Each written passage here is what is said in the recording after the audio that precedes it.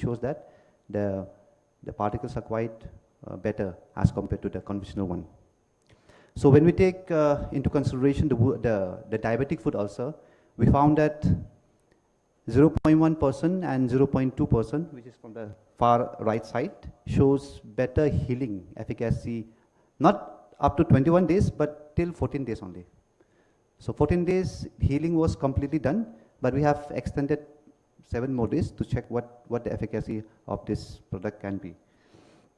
Coming to the histopathological view, we have seen that when compared to normal control and as well as to the control, the negative control, so negative control shows less collagen deposition, the epithelial layers becomes distorted, and there is, due to inflammation happens, there is a much more infiltration of the polymorphonuclear cells, and blood vessels is totally distorted in the control group. But when you see into the treatment, compared to the standard commercially available drugs, as well as with our treatment, we found that all these parameters has been reversed, which shows healing efficacy is quite better. And the last, this is my last slide. So without heat to, whenever we are working on a product, we always have to check the biomarkers. Otherwise, it will be useless. The mechanism behind the activity of these silver nanoparticles, I've checked in the 3 different parameters, which are mostly the bioparameters which is used for wound healing. So the hydroxyproline, the hexuronic acid, and the hexosamine, these are the 3 bioparameters which is used to check whether the healing process at molecular level is happening or not. And we found that our product shows better reversible effect of healing. So from these slides, I'll come to the conclusion and future perspectives that this plant is becoming endangered in Meghalaya. And this platform is bioeconomy. And generating products from Northeast is a good thing for people. We are small in population, but the thing is that producing products from Northeast to the outside world, it's a much more emphasizing way for all the researchers in the states. So taking the bioeconomy point of view, so microwave assisted extraction will give us much more efficient way of producing the products.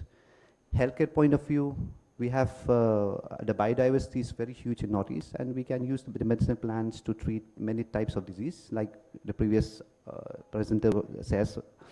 And when it comes to innovation and research point of view, we have to work on it, on research and development, so that much products will be, which will go outside the Northeast.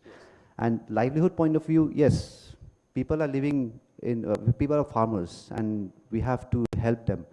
So technology transfer is very important for us. We work in the lab. It is not like the technology should end in the lab. It has to go to them also. And through this technology, we can help these people to live their livelihood for future perspectives. And last but not the least, biodiversity conservation. So conservation is very important. And I would like to say that this plant has to be conserved, because we don't know when and what will happen in the future that it will cause its depletion of this plant. So with this presentation, I will like to thank, because without them, our laboratory is nothing. Yes.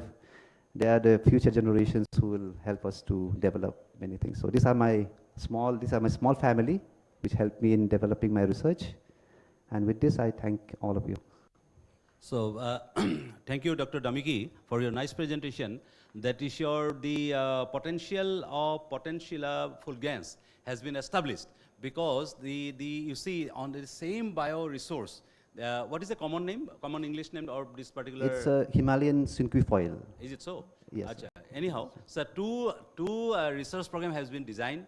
One is for management of malignancy, and another is for management of your diabetes. So but that it amply proves that this particular bioresource is very much important for bioeconomy. Thank you so much. So since we are any very short question, yes, because the time is very less. You know, we'll have ample opportunity because they reside nearby. Yeah, understood. No, it's okay, sir. It's Yeah, okay, fine. Yeah. Dr. Domini, Yes, sir. Domiki, sorry. It's a very nice piece of presentation. Thank you. I really like it, the way you presented. Here, my small question is like, see, when you are going for the microwave assisted, there will be a generation of ROS, reactive oxygen species. Okay, yes. Okay, that will be actually coupled with your nanoparticle synthesis. Yes, so, yes, So yes. if you apply this nanoparticle for wound healing application, the ROS itself will having a bad effect, lethal effect. So how do you address this thing? Regarding the... Have you done any ROS scavenger activity? The free radical scavenging activities and Yeah. all this. Yeah, Yeah. yeah, he has done, he hasn't shown the slide because of limitation of slides. Yeah, it has very potential antioxidant effects. No, I'm The plant. talking about the ROS scavenger, reactive oxygen species Okay. scavenger activity. The rose, no, we haven't, Yeah. for that we haven't evaluated. So because it will definitely have a lethal effect. Yeah, we look forward in the future to do Yeah, that. one more thing, and see, you said like in your SEM, Yeah, there is a agglomeration. There is no agglomeration. okay, yeah, But yes. your SEM depicts the agglomeration of the nanoparticle, which Yeah, actually, this is pilot scale work we are doing. Ah. It is under process. Optimization is going on. And you have done the wound healing assay using this nanoparticles only, right? yeah, the previous So one, since yeah. the agglomeration is there, there will be again the lethal effect because yeah, the size that of the I know, nanoparticle yes. increases, then the toxicity will obviously increases. So I think it's time for you to address those small Yeah, things. I'll definitely. And Yeah. one more thing, what is the volume of your nanoparticle solution? The volume is 25 ml, 20 ml as per the microwave assisted which you are using. Or 20 ml. Yeah, the So you maximum. got it in 30 seconds itself. Yeah, in 30 seconds itself. So if you are going for till 10 minutes, Till there 10 will minutes. be a bumping. So how do you manage? You know, the size, the PDI index has increased Okay. up to 10 minutes. Okay, okay. So we'll talk later. Okay, yeah. Full scope to Okay, thank you. Oh, no, actually, very good. When the interaction was very much actually encouraged, but since we are pressed for time, so I straightway I invite Dr. Sanjeet Kumar Pandit. Dr. Sanjeet is there? Online? Yes, Online, sir. yes, online. Yes.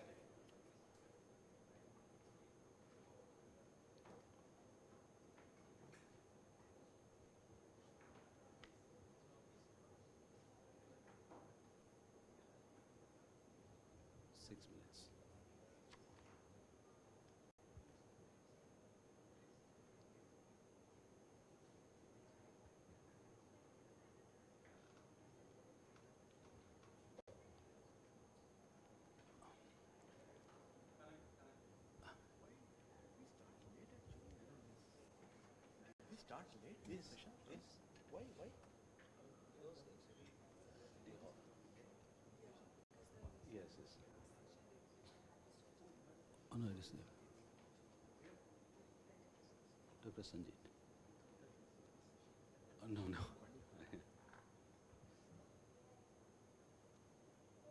Oh, this is Please share your slide.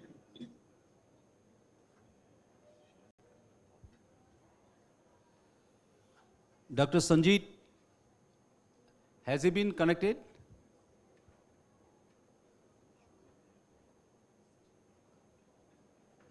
Hello. Yes. Am I audible? Yeah, you are very much audible. Dr. Sanjeet, please straight away, you share your slides. And we are, allowing you 6 minutes. Okay, you please highlight the main points. Okay, sir. My slide is visual or not? Yes, sir? your slide is very much visible. Okay, sir. So, my name is Sanjeev Kumar Pandit.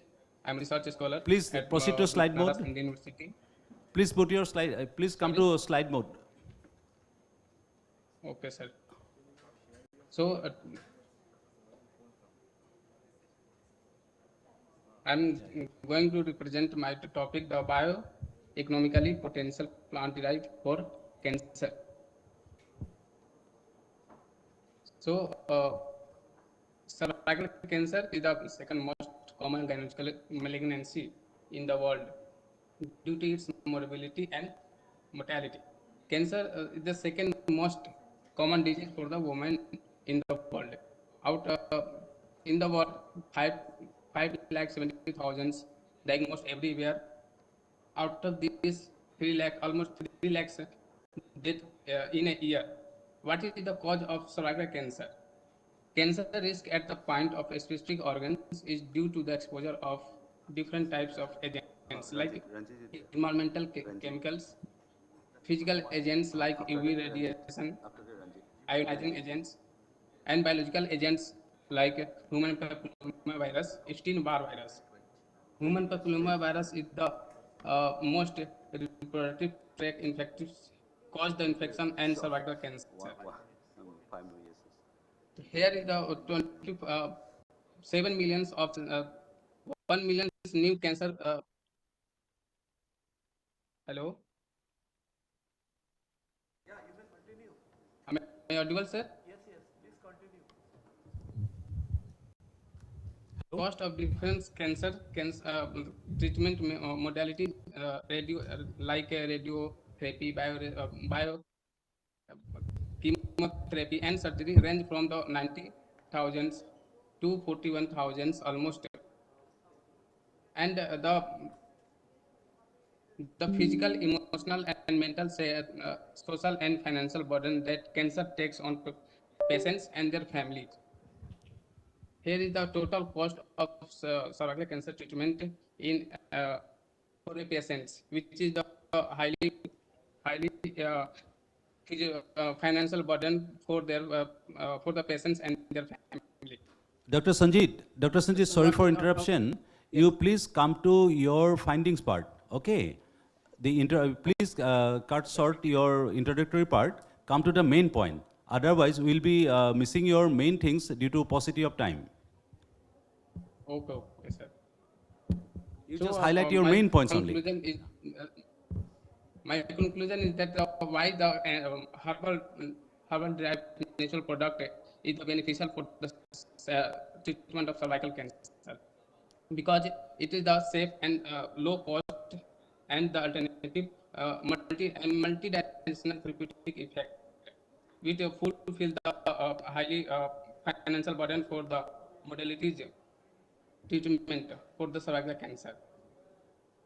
Here is the some pharmacological agent action mechanism, which can the treatment of cervical cancer due to the increase in the carcinogenesis by modeling of like cellular proliferation, differentiation, apoptosis, and angiogenesis. This is the mechanism of the this plant-derived natural product and anti-cancers. You can see here the chemical and physical and biological agent which stop the proliferation of the cervical cancer. Now, this is the conclusion for my these topics. The herbal medicine is the alternative medicines which provide the medicinal, which provide the highly effective in the cervical cancer treatment. That's all. Thank you for your presence. Thank you, Dr. Sanjit, for your nice presentation, very informative. So our participant will be interacting to later on. So now we move to next speaker, Dr. Ranjit Kalita. Dr. Ranjit Kalita, offline. Yes, Dr. Ranjit Kalita and Lalit Saikia. Please welcome. Yeah. Please take 5 minutes. Which organization you are hailing from? Sir, University of Science and Technology. Yes, yes. Sir, sorry, sir, I'm a research scholar at the University of Technology, and Dr. Lalit Saikia is my supervisor. Yes, yes. Please, please proceed. You come to the highlight. Okay, main points.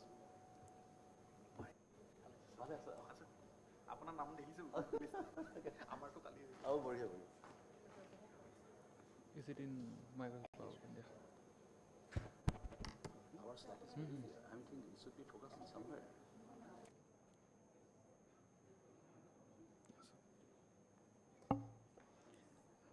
Very good morning to everybody. I am Ranjit Kalita. a PhD research scholar at the University of Science and Technology. I'm going to present work on a preliminary work actually on traditional healing practices using bioresources, a study in selected rural villages of Assam and Meghalaya with reference to climate change impacts. Here's a brief introduction. As you know that northeastern states of India contributes to 50% of the India's entire plant biodiversity. The region is very rich in diversity repository with wealthy traditional knowledge. Assam and Meghalaya states of northeast India have a very rich tradition of using medicines derived from bioresources for treatment of various ailments. In our present work, we have studied two states comprising two rural villages of the district of Meghalaya, of the district of Kamrup and Jirang. In recent decades, biodiversity and bioresources have been under intense pressure due to urbanization as well as climate change resulting in habitat loss or loss of biodiversity. This has caused a negative impact on traditional healing practices gradually. So as I told, like in the present study, we have made an attempt to study the traditional healing practices using bioresources in the rural areas of Guwahati, district of Assam, and River district of Meghalaya. Materials and method, we have considered four villages under two states, Meghalaya and Assam. And the study method is like interview, closed and open-ended questionnaire. And then we have also collected rainfall data and temperature, and a statistical analysis was done. The villages in Kamrup district of Assam includes Patgaon and Pasoniapara, whereas in Jirang, River district includes Umsru and Mairapur. Here is the annual temperature of Guwahati station for 22 years. We've seen that like temperature, if peak temperature or maximum temperature is increasing gradually from 2001 to 2021. Similarly, for the temperature, minimum temperature, it is gradually like decreasing. Peak temperature is decreasing. Results and discussion. When you ask the interviewed the households, like we have asked some questions like use of tradition, are the traditional medicines safe to use? So most of the households, like 100%, they told yes, it is safe. Number of households using traditional medicines for treatment of ailment. So 81% told that they are using traditional medicines, and 19% say that they are not using. So plants or products that are used are examples. A few of the names of, I have put it here, like Azale marmelos, Elaivum sativum, Andrographis spenica, the Shirota, like this. And we have asked some questions like this, like how do you use the herbal medicines, like directly or after processing? So some of the questions they replied like they are using directly, whereas some responded told like after mild processing. Then they are mostly used for cough, cold, fever, like that. Common ailments like cough. For cough, they are using Osimum sanctum. In local language, it's called Tulokhi, gingiber, Ada, and honey. For indigestion or stomach disorder, like Pisidium guajava, Madhuri, then Bhedelilota, then Mosundori. For jaundice, like Cynodon dactylon, there is Duburibun, like Omita, in local language, as Cordoi, like that. And for diarrhea and hypertension also, they are using some this locally available bioresource for treatment of ailments. So we have also asked related to the climate change, whether they are facing any climate change impacts on the bioresource. So 94% they told that yes, they found a change, like there is a climate change from last 20 to 30 years back. There's some change as of now between the 20 to 30 years. And climate change has a negative impact on available bioresource. So 62% says yes, 30% can't say. So here's the conclusion. So bioresources are still in use in traditional healing practices in the rural villages of Assam and Meghalaya. The use of bioresources have been declined among the communities over the years due to modern lifestyle, urbanization, and loss of biodiversity habitat and climate change effects. There's a further need for exploration and conservation of the bioresource for traditional medicinal value. There's need for awareness generation among the community on the importance of preserving bioresource. Thank you. Yeah, this is a Thank you. preliminary study, sir. Yes, yes, very good, very good, very good. So you see, you have nicely projected the bioresource wealth of both this in this part of the country. So as you have already mentioned, that there should be proper drive for conservation, and it should happen, or it will happen only through cultivation. So we'll have to focus the very importance and the commercial significance of those bioresources, because it is in the hands of farmer, and farmers are mostly concerned for the economical your gain. Yes. So that's why we'll have to educate them, sort of link them to the market, and finally industrial exploitation is the only answer. Thank you so much. Thank you, sir. Yeah, Thank you so okay. much. So I welcome the last speaker of this session, Dr. Jemima Akhtar. Jemima Akhtar. She'll be offline, Jemima Akhtar. Jemima Akhtar. Offline. Okay, see, since Jemima is not there, so I think we have come to the conclusion of this session. Okay, so, and we have some 5 minutes. So, due to paucity time, I did not allow time in between. So it is the time, actually, Dr. Ranbir and other August bodies. So do you have any comments, or anybody from the audience side? Do you have any comments, or fellow speakers? Any comment? Then we have already concluded. The last Jemima is not present. Okay. So I just put the chairman's remark. I go there. Yes.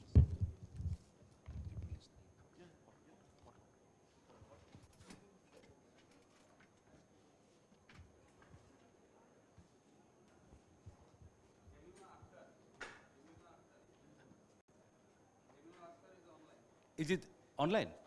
Oh.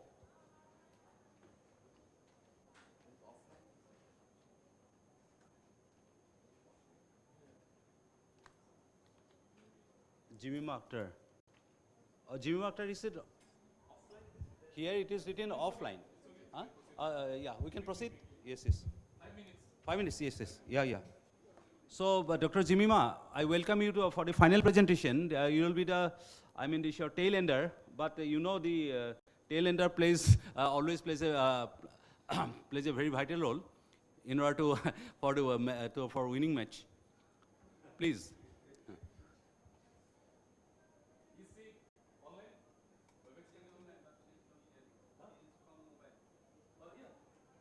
Yes, yes, connect into WebEx. Sanka post me. Eh? Oh yeah, yeah, yeah, yeah.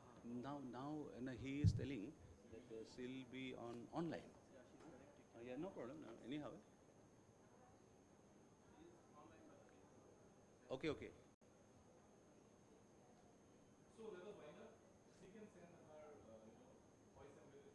Yes.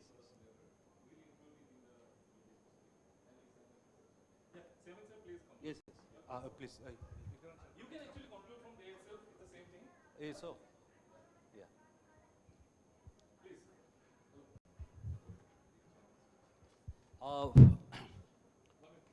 Yes.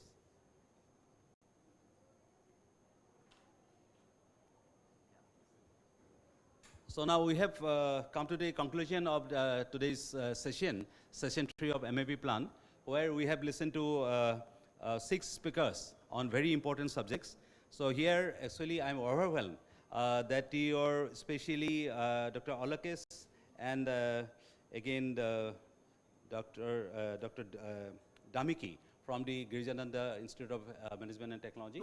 So they are emphasizing on a particular bioresource. So and for that particular bioresource, and they are they are designing the approaches to manage the malignancy and also in management of the diabetes. So that is it shows a very potency that is present in that particular bioresource. And the other speakers like Dr. Olakes and your again the nanoparticles yes. Yes, earlier the Dr. Sajid was there. That is also management of cancer. And you see, one is the availability of important biomolecules, and next is the extraction and the industrialization. That is the second part.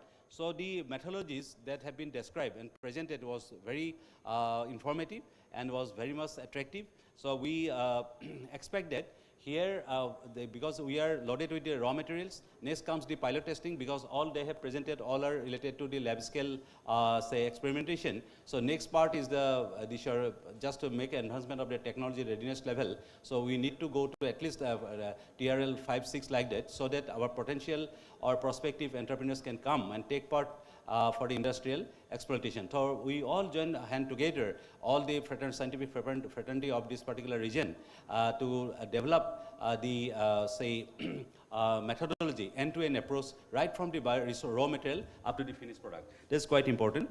So other speakers also delivered on the so very lucidly and very elaborately on the exploitation and possibility of the manufacturing and putting the commercial use of our bioresources for the traditional wound healing and traditional therapeutic use.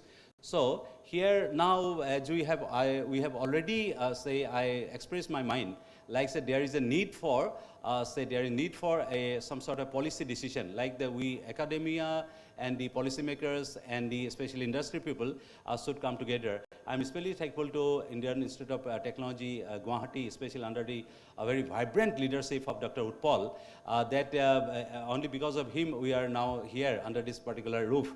So I think I request Dr. Utpal, so he is the leader of in the future. So can we have that sort of, ring of cooperation, say among the different R&D organizations, including academia, to find out some state agenda or say northern regional agenda in order to say economic empowerment of small and marginal farmer through bioeconomic development of the bioresources. So thank you so much, and I'm especially thankful to my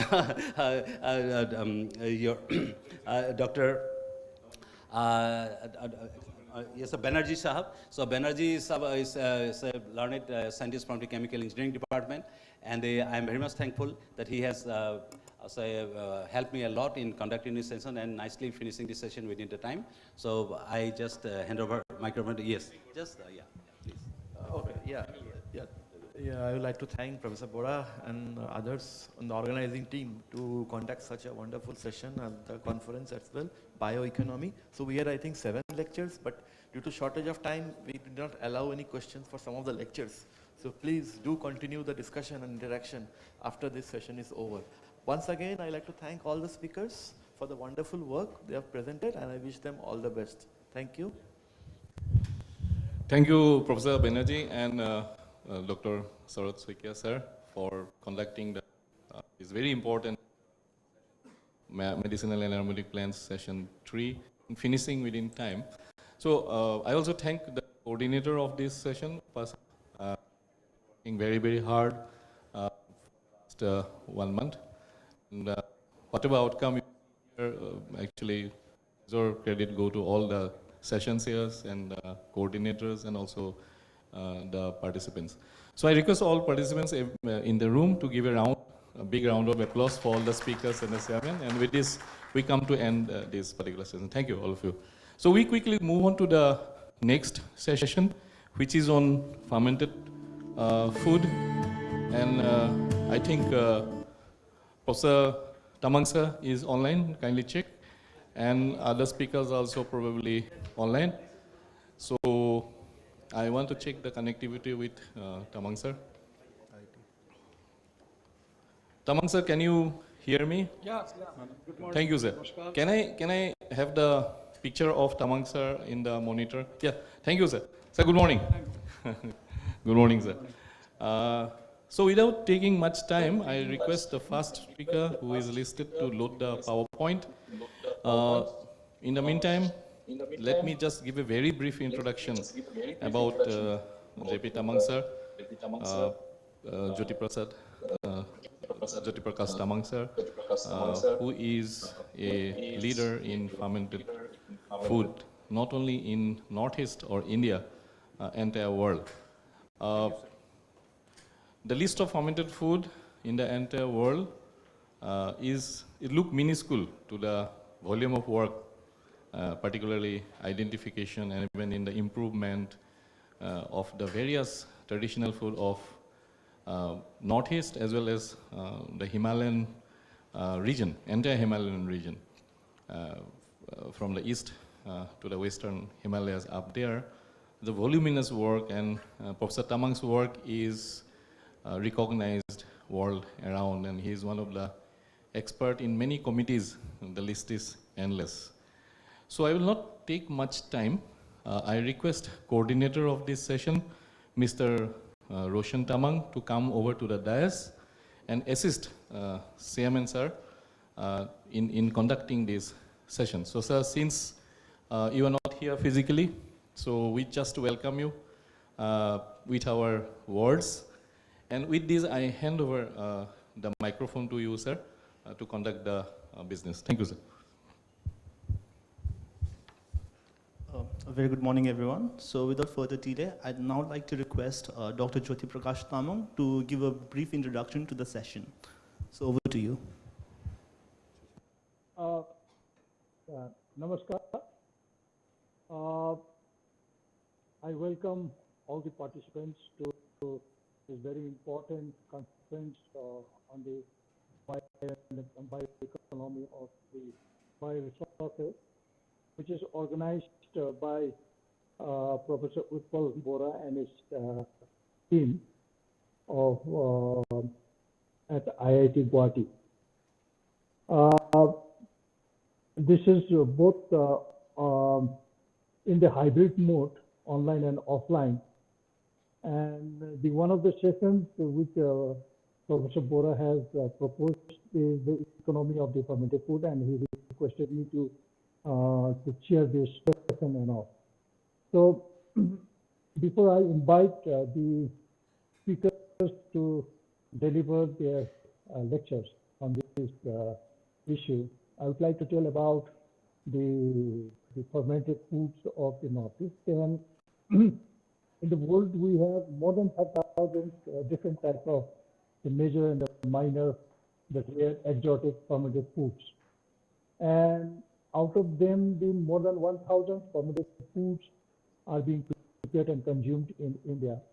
And out of which the only 90% of them they have been microbiologically and nutritionally and technologically assessed. And most of these foods are naturally fermented, and they are still prepared at home for the home consumption and all. The fermented food is what I term it as the innovations of the ethnomicrobiological knowledge of the ancient people of our country. Because the people, the fermentations, what is the fermentation? Is fermented food, any raw material is subjected by the microorganisms, which are the native in origins, and they they produce the enzymes, and they convert the complex materials into a very edible the product, which are culturally and organoleptically acceptable by the people. And this has been for so many years since the civilization has existed and all. What we have found recently is it is nothing but it is the mechanisms of the microorganisms or the microbiome which are present in the environment and are very selective, and they ferment into the edible products and all. So our ancient people, still the villagers, the producers of the fermented foods, do not have any basic knowledge in the microbiology. They do not know the mechanism, but they are expert how to get the product, how to optimize the product, how to optimize the temperatures, the incubation period, and everything, the wrapping materials, the fermentations, the conditions, and all. And they get the best product for the consumptions and all. And moreover, what we have done is that we have just studied the mechanism of that, and this involves that some of the very the functional microorganisms, the very beneficial microorganisms. This is how I term that these people, our ancient people, have innovated the technology for the preservation conservation and utilization of the essential microorganisms for centuries and all. So in Northeast, in all 8 states, the different ethnic communities, they prepare the foods and for the home consumption, and some of them are economically dependent in the marginal markets, and without any assistance from the local governments, they still depend on the on these products for their livelihood and all. Now, a lot of research have been done. Then Department of Biotechnology has also recognized it as one of the very important the food items, and the FSSI has also recognized it, and some standards are being made. And we have done a lot of work on this to convince the government, and it has come in the policy matter. TIFAC has already released the policy document on this. And now we have information, the microbiological information, the nutritional information, the health promoting information, and technological information of some of the fermented foods and all.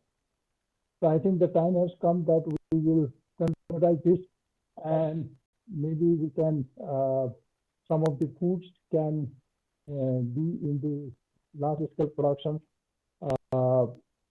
and this may not only generate the revenue, the marginal revenue, but it will also protect and promote age-old culture, the food fermentation culture of our country. So with this small note, I'm very happy that Professor Utpal Bora has chosen this field on the bioeconomy of the many bioresources, the plants, the other edible products and all, but also included the fermented foods. Now we have the few eminent speakers to address this issue. So I'm very happy that they have accepted our invitation and spent the time for the for sharing their outcomes and their future plan for how to address this bioeconomy of some of the fermented foods of our country. When I invite them, I will give their short introductions. Now, I think as a chair, I declare it as open, and the time slot has been given to each speaker. And once you finish, I will just before that, I request Mr.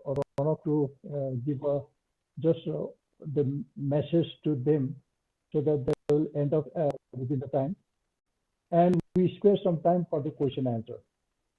So once again, I welcome all the participants, including the speaker, to this very important bioeconomy conference. Thank you. Thank you so much, sir. Now, I'd like to call upon the first presenter for today's session.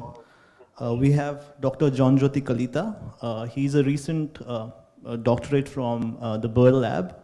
So I now request Dr. John Jyoti Kalita to present his presentation on bioactive peptides in fermented food. Over to you.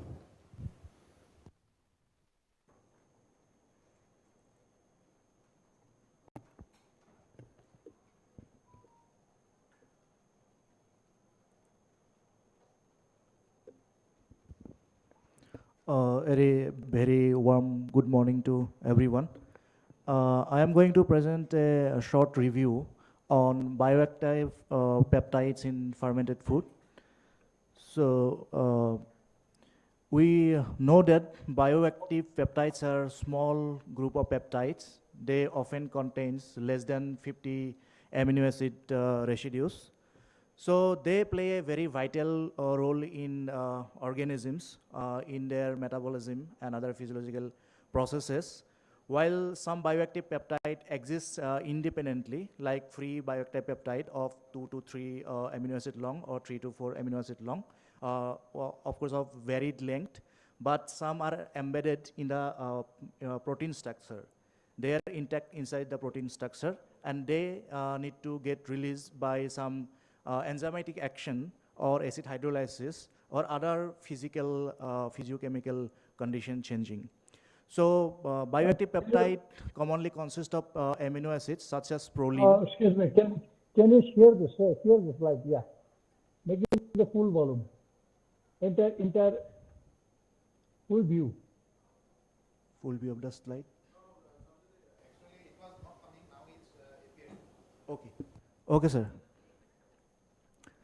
Bioactive peptides are commonly consist of amino acids such as proline, arginine, lysine, and many other hydrophobic residue.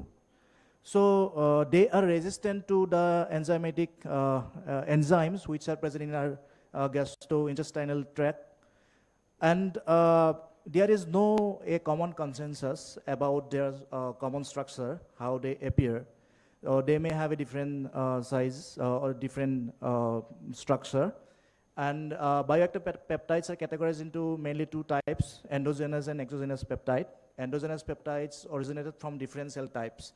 Cells secrete them, like neural cell, then immune cell, then different glands in our body. They secrete these peptides.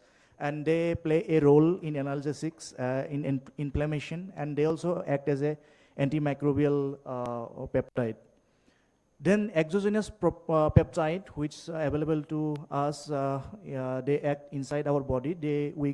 We source them from different compound like food, then supplements. Then we can synthesize them and take as a medicine. And bioactive peptides are specific component with significant biological impact. They are gaining attention for enhancing health and supporting economic venture in healthy food, pharmaceutical, and other products. So there are different types of bioactive peptides, anti-hypertensive, then they can also act as an antioxidant, then they have cholesterol lowering effect, then antithrombic effect, then they have pain relieving activity like opioid activity, and they have anti-aging activity. They can also be used in drug delivery and theragnostic, like in detection purposes. Then they are immunomodulatory, and they can also chelate metal. And obviously they also function as antimicrobial peptide. The method to produce bioactive peptide, optimal method exhibits specific trait. The method should be affordable. They should be sustainable for industrial scale up, and they should have a reproducible result, and they should compatible. They should not have any side effect. To create peptide with unique attribute like unconventional amino acid, distinct functional group, additional step like different chemical modification or other engineering are done basically in pharmaceutical companies or pharmaceutical molecule. But for food, bioactive peptides which are rich in food, we get it from food and we make it naturally or by food processing techniques like fermentation. So one of the thing is that this method of producing food or bioactive peptide with fermentation, it's really affordable and it's also suitable for industrial scale up. So there is an advantage for nutraceutical coming up with food products. And opportunity, primary source of bioactive protein and peptides are bovine milk, cheese, and dairy products. They can also be found in other animal sources like bovine blood, gelatin, meat, etc. Then we have a vegetable source like wheat, maize, soy, and rice, mushroom, all their proteins, and they produce peptides. Then encrypted peptide can be released during gastrointestinal digestion or in vitro through food processing. That what we generally, without any outside intervention, get. But we can make bioactive peptides from protein hydrolysis or other natural process like fermentation. Like dairy fermentation or natural protein fermentation gives rise to different important bioactive peptides. So this is a generalized research methodology for exploration of bioactive peptides, specifically in fermented food. So fermented food, we can take sample of fermented food, and we can carry out their mass spectroscopy analysis with LCMS or GCMS or other HPLC method, and then we can get different peptide information from these methods, and we can compare with databases with the existing bioactive peptide which are reported earlier, and we can search for their similarity in sequences or their potential activity based on their sequence similarity, and then we can quantify the limit or level of these peptides in these foods. So then we can calculate their activity with different in silico methods like docking, and all those QSR methods are applied. Then based on those findings, we can use this peptide in vitro or in vivo assay. Usually they are tested in rats. So we can also go for modification of these peptides, like beta receptor blockers. Like if peptides gives a bitter taste, so we can modify this peptide to give a suitable taste. Then we can clip these peptides furthermore with exopeptidases, so that we get rid of unpleasant taste. Then encapsulation can also be done, like sugar coating, for improvement of its taste or sensory ability. And production of nutraceutical and functional food, which give health benefit. This peptide isolated from food can be fortified into food itself, or with processing, we can improve this. Then encapsulation obviously can be done. So it was generally observed that daily consumption of fermented milk with bioactive peptide lowers blood pressure in hypertensive individuals, which people who have high blood pressure. So later it was found that some of the strains present in lactic acid fermentation, they produce some bioactive peptide like valine, proline, like isolation proline, and they demonstrated blood pressure reduction in spontaneously hypertensive rats which are designed for that. Then additional different peptide like tyrosine proline, lysine, valine, leucine, these sequences has also been found to have ACE inhibitory effect in spontaneously hypertensive rat, so they reduce blood pressure. And lactoferrin, another peptide which lower blood pressure in both normotensive and hypertensive rats. So coming to the bioeconomic potential of bioactive peptide from fermented foods of Northeast India. Northeast India has a diverse preparation of fermented foods, which includes soybean-based fermented food, then non-soybean-based fermented foods. Then we have different fermented vegetables, then bamboo shoots. Fermented cereals are also there, and pulses are also there, which are very protein-rich. And fermented and fish and meat products are also there. So there are some high protein containing fermented food product that we found in Northeast region, like fish and meat products like nari, hantak, tangtap. We have a lot of diversity. So we need to explore this food for identification of novel bioactive peptides, so we can identify their bioactive potential, and we can make use of this and add value to our food products. And we can also even use cereal, pulses food, which are a novel source of bioactive peptide, and we can build a industry out of this by producing nutraceutical and drug. These are the references. Thank you. Okay. Thank you, Dr. Kalita. I think it is good, but you need to update so many references and all. I think you have just started your research in the fermented food. That is very welcoming. Yes, sir. But need to study more. Because there are so many updates on that. And a lot of publication have been done on the bioactive peptides and even the on-target metabolites also. Even you can see our publications. Yes. Thank you very much. Thank you, sir. Now, I think, so Ronak, you will invite on me. Yes, sir. So I We'll think we invite can. our next speaker. Yes, sir. So we can have a few questions before that, if anyone has any questions. Okay, questions. Just Okay. one or two questions. All right, so now I'd like to invite the next speaker, that is Dr. Anup Jyoti Bharali. Before that, I'd like to give a short introduction about Dr. Bharali.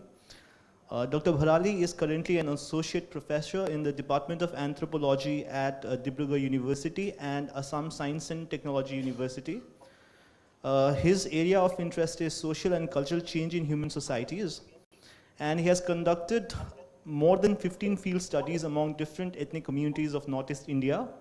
He also has several research articles published in different national and international journals, and has been associated with different scientific bodies such as the INCA, the Indian National Confederation and Academy of Anthropologists, and has been a member of Academic Council at the Dibrugarh University. So, sir, if you're ready. Okay, sir. Good morning, everyone. Respected chairperson and my dear fellow participants. My discipline is anthropology, so I'll be talking on sociocultural aspects of fermented fish products used by local Assamese communities around the state.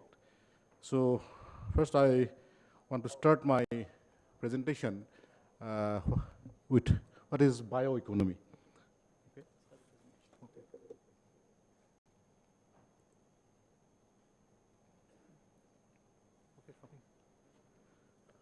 Okay.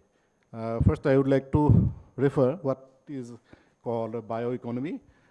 It is directly connected with the production, use, and conservation of biological resources, including related knowledge, science, technology, and innovation to provide information, products, processes, and series to all economic sectors with the aim to moving towards a sustainable economy. It promotes health and well-being and sustainable development with a motto, waste to wealth. Now, we all know what is a fermentation. It is a metabolic process where microorganisms such as bacteria, yeast, has been converted into different acidic substance. Now, my study is confined, as I have told, that it is confined to the state of Assam. And during my study, I have consulted with different people of different fields, such as ICMR, Indian Council for Medical Research. And we have made a project to understand the food values of these fermented fish products. Now, as I have already told, that I'll be highlighting on the socioeconomic aspects of this product. So we know that most of the tribal communities around the state of Assam and Northeast, they use this fish product in their day-to-day life. And we also know that most of the human civilizations, they were grown in different banks of rivers and seas. So fish is an important part in their livelihood. So in Assam also, we find about 3,500 wetlands and around 125 rivers. So there is ample of scope for the people of Assam to conserve the fish products or to ferment those products and use in later part, because most of the fish products they use, they are having some socio-economic value, because the Deuri people, they use fish products, fermented fish products in their different rituals, like Annaprasanna, in say marriage ceremonies. They consider fish as a Lakshmi. Again, the missing people, they also consider the fish, dry fish, as a Lakshmi. So they use these things in different rituals. So it has significance in their socio-cultural life. So that is the socio-cultural part. And if we examine the value, food value of these products in, say, ICMR and other labs, because anthropology is mainly based on, anthropological knowledges are based on field-based studies. So we are dealing with those socio-cultural and socio-economic activities of the people. But if we consider those studies and if we mingle them with say ICMR and medical pharmaceutical products, then I think it will be beneficial for us. So I would like to mention some of the findings that I have got from my study. These are some local names. Say the Boros, they call it as Napam. The Garus, Nakam. So these are some local names of dry fish. Then the Sunal Kasaris, they call it as Hukoti, and they use in their Horok Puja as an essential part. This is the importance of fermentation. Fermentation is required to preserve fishes and to prevent spoilage. Then it is also important to develop flavor, nutrient enhancement, and other things. Then we come to the medicinal benefits. First, it contains high quality proteins, healthy fatty acids, and iodine, zinc, copper, and selenium and calcium. Secondly, we find unsaturated fatty acids in dry fish. It also contains omega-3 fatty acids and antioxidants. These are important for our health. It is also useful to avoid heart diseases, diabetes, and obesity. It also contains many macro elements, calcium, phosphorus, like that. And it is also strong antioxidant scavenging capacity. Then the dry fish has also some harmful effects. You've seen in the slide, the quality and nutrient value of dry fish may decline with the use of spoiled raw fish, anticides and pesticides. So these are some harmful effects. Moreover, dry fish contains heavy metals such as chromium, lead, etc., which can lead to cancer and other kind of diseases, which are very harmful for human health. Chromium, cadmium, these are all heavy metals which are found in dry fishes. So we need to wash the dry fish in a good manner so that the unwanted heavy metals goes out from the body of the fish.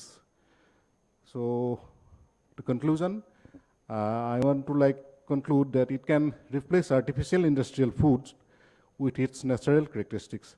It can also boost up the local indigenous knowledge and promote economic growth in the state. Consume a proper balanced diet can be helpful to promote healthy living. Moreover, numerous resource scopes are there and opportunities are there in this field which needs to be explored. So thank you.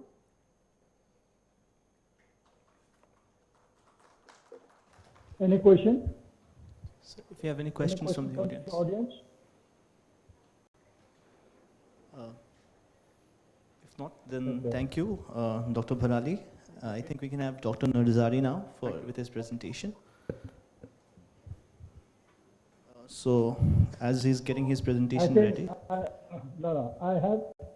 I have one suggestion before that to Dr. Bharali. Yes, sir.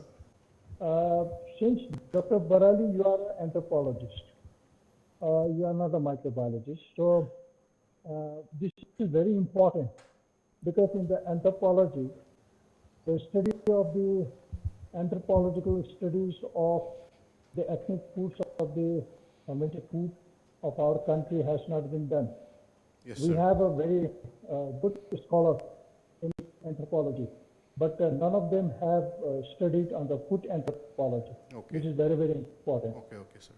So I think instead of this all which you have documented, I think you got it from the author's total, but we are working. But your field is an anthropologist, so you must work on the anthropology In the anthropology, what is very important is the genesis or the antiquity of the fermented foods of the Northeast. That what you have said is that the fermented fish culture is actually it is a preservation of the perishable fish, and this is mostly originated in the river in Northeast. It is the Brahmaputra basin. Yes. But the actual fermented food is being originated in the Mekong River, the Mekong Basin, which is in the 8 countries. Laos, it started from the Tibetan plateau, in the southern China, then Cambodia, Laos, then the Myanmar, Vietnam, and Thailand, and all. So, if you correlate the origins, some of the fermented fish products of the Southeast, because in the Southeast, most of the fermented fish products are used as a stock. In Japan and Korea, the soya sauce. In Southeast Asia, is a fish sauce as a condiments. But here in Northeast, we don't have the culture of using the condiments, the sauce, traditionally. Yes. Because the fish, we use the spices and the salt and all. So what is the correlations? How it is being there? The anthropological different type of it varies from the community to community. So if you study in this, I think this is very, very important, because since you are an anthropologist, so you can collaborate with the sociology. Of course, you can get a reference from the other food scientists and the food microbiologists also. This work has not been done what we call the dietary culture, the food culture and all. Yes. You can refer some of my books also. You can refer some of our papers also, which I have already touched on the anthropological studies. So if you do that, I think groom that your students and make a group. It is a very good initiative. This is my suggestion. Thank you, sir. So we are trying our best because we are doing research with ICMR, Dibrugarh. So I think it will come with a good result. Thank you. Okay. Thank you, sir. Next speaker. Yes, sir. So before we have Dr. Diganta Narzari presenting his lecture, I'd like to give a short introduction to Dr. Diganta Narzari.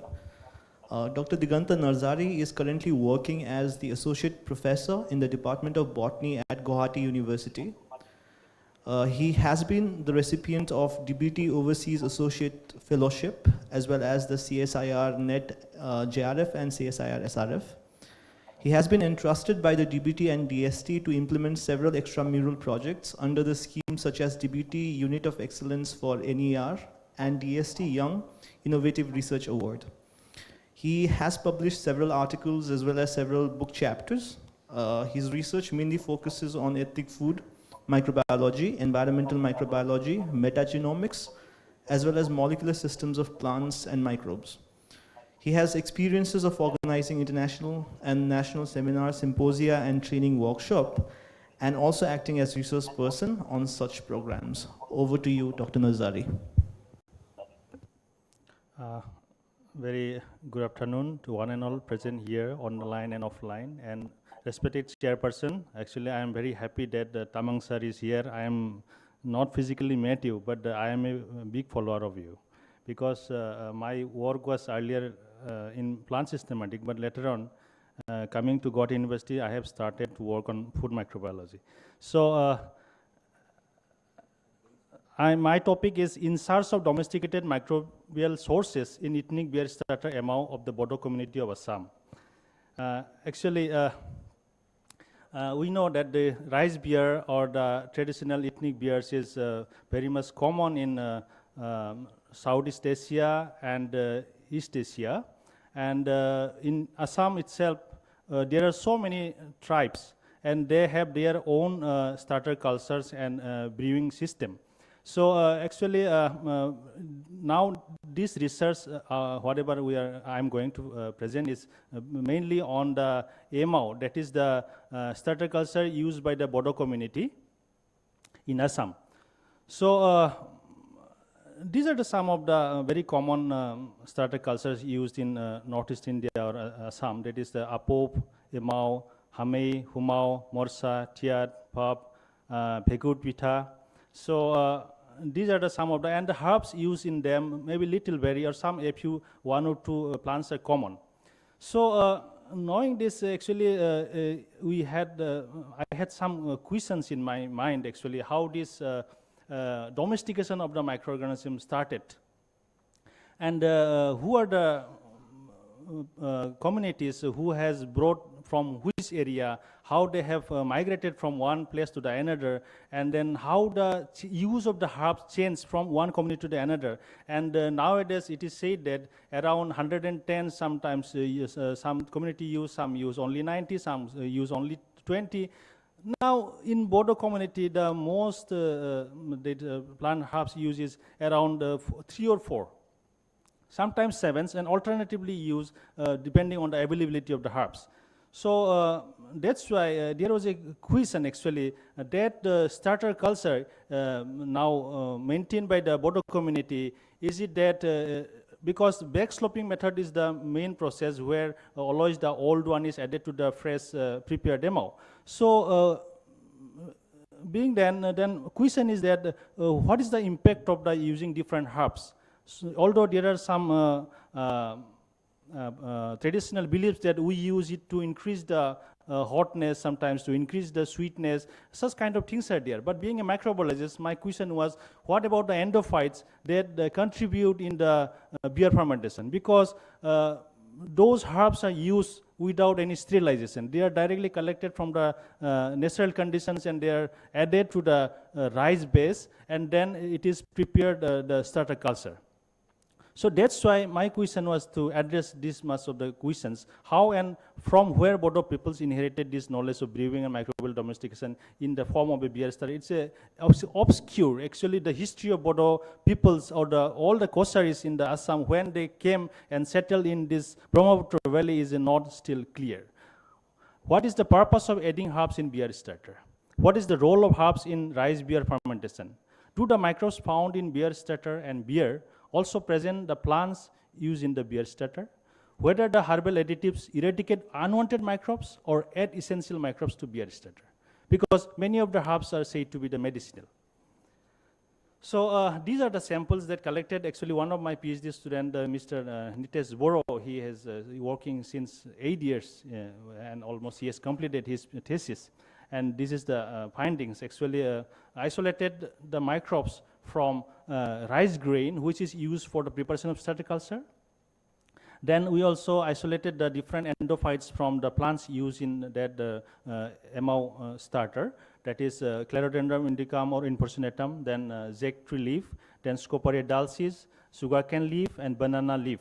So besides a few, 1 or 2 plants are used in Bodo community, and use of that Plumbago xylenica, it is a common to the morsa, what is the Tamangsar has already been done.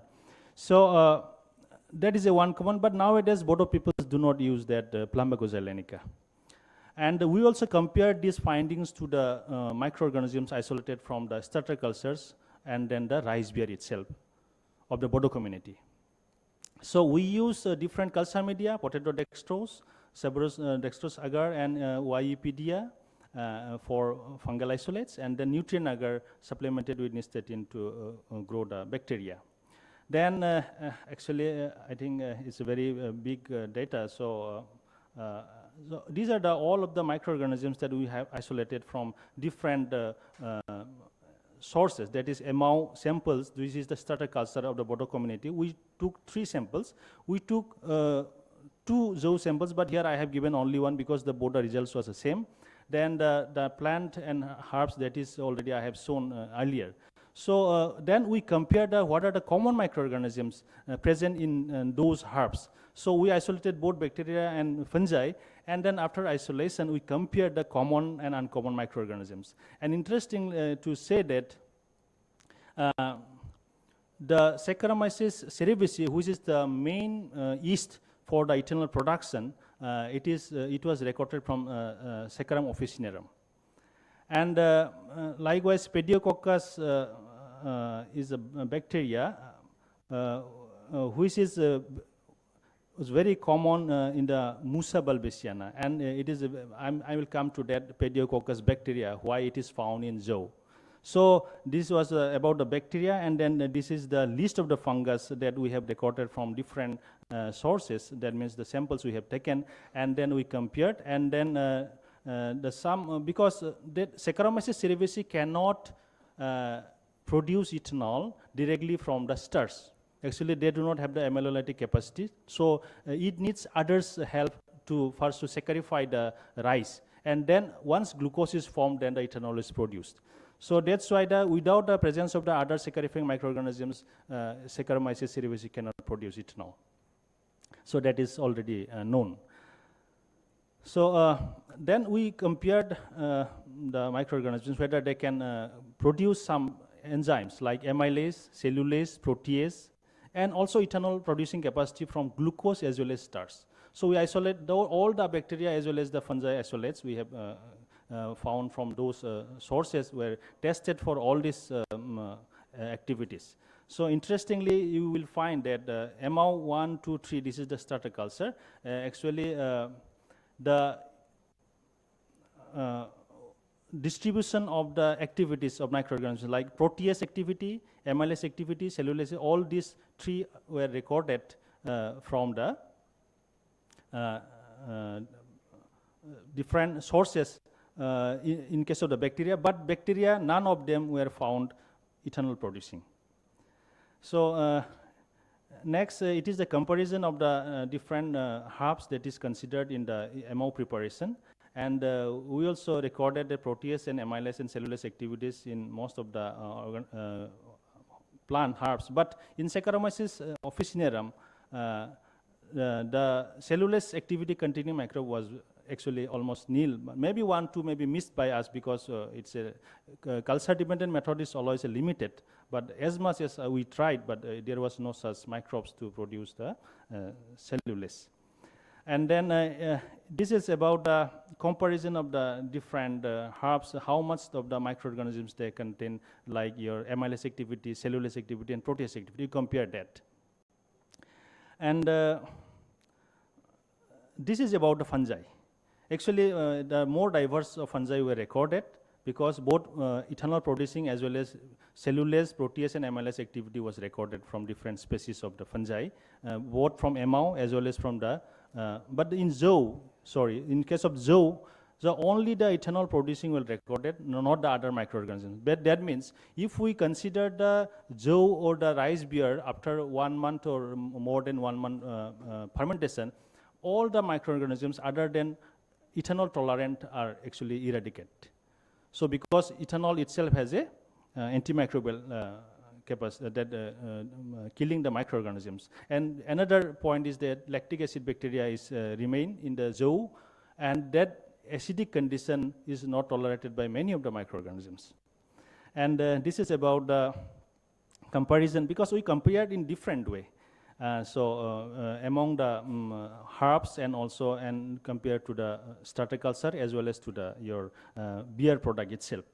So here now it is that microorganisms that is present in case of the those herbs as well as the your starter culture has some commonness, and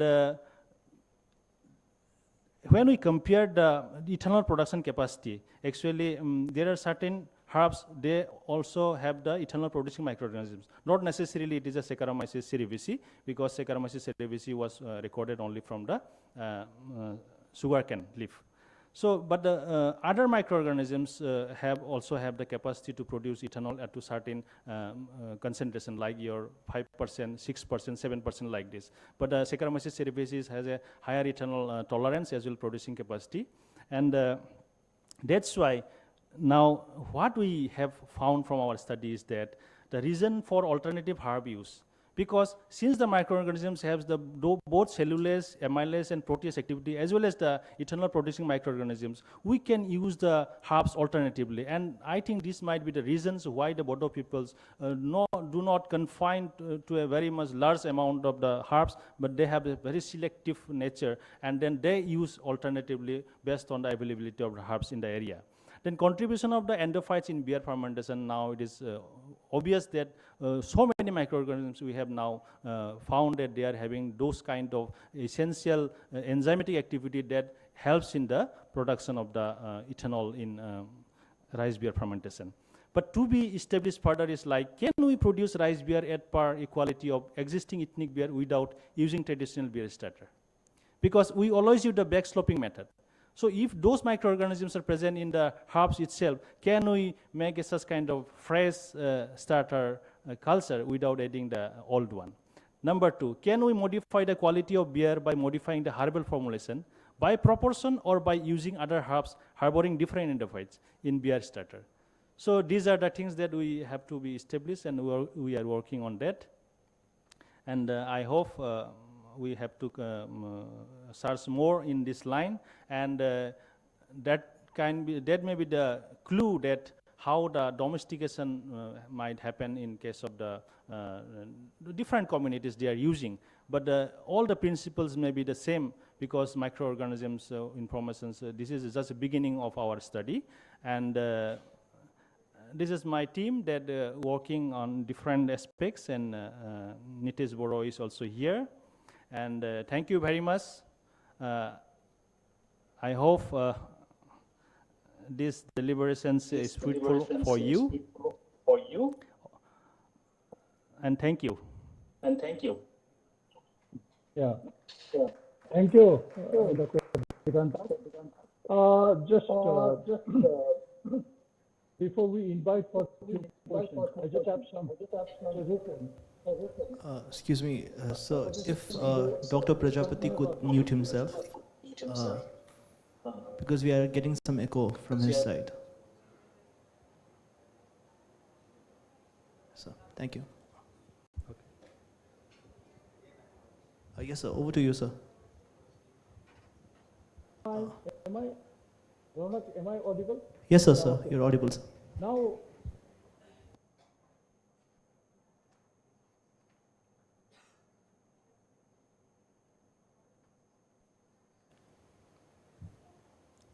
sir, you're not audible right now.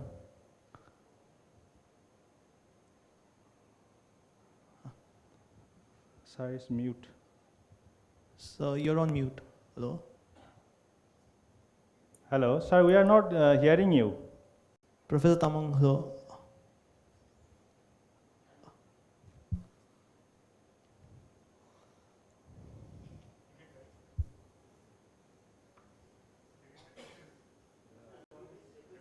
I'll call him once.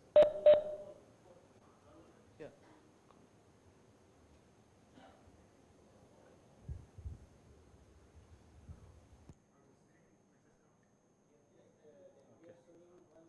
Anyway, thank you, organizer, for inviting me to present this lecture. Thank you.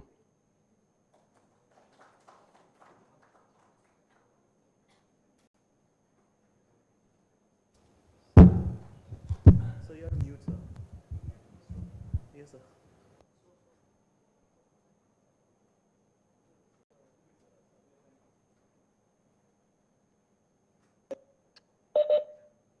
You are not audible, Dr. Tamang. Dr. Tamang, you are not audible.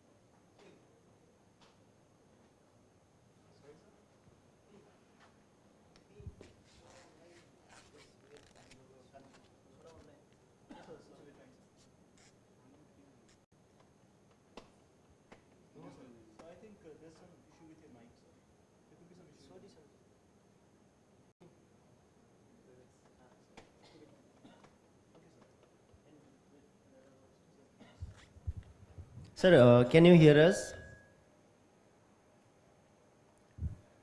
Sir? Sir?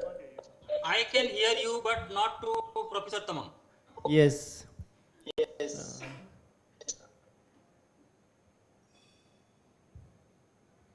Hello, sir, we are not hearing you. Hello, sir, we are not hearing you.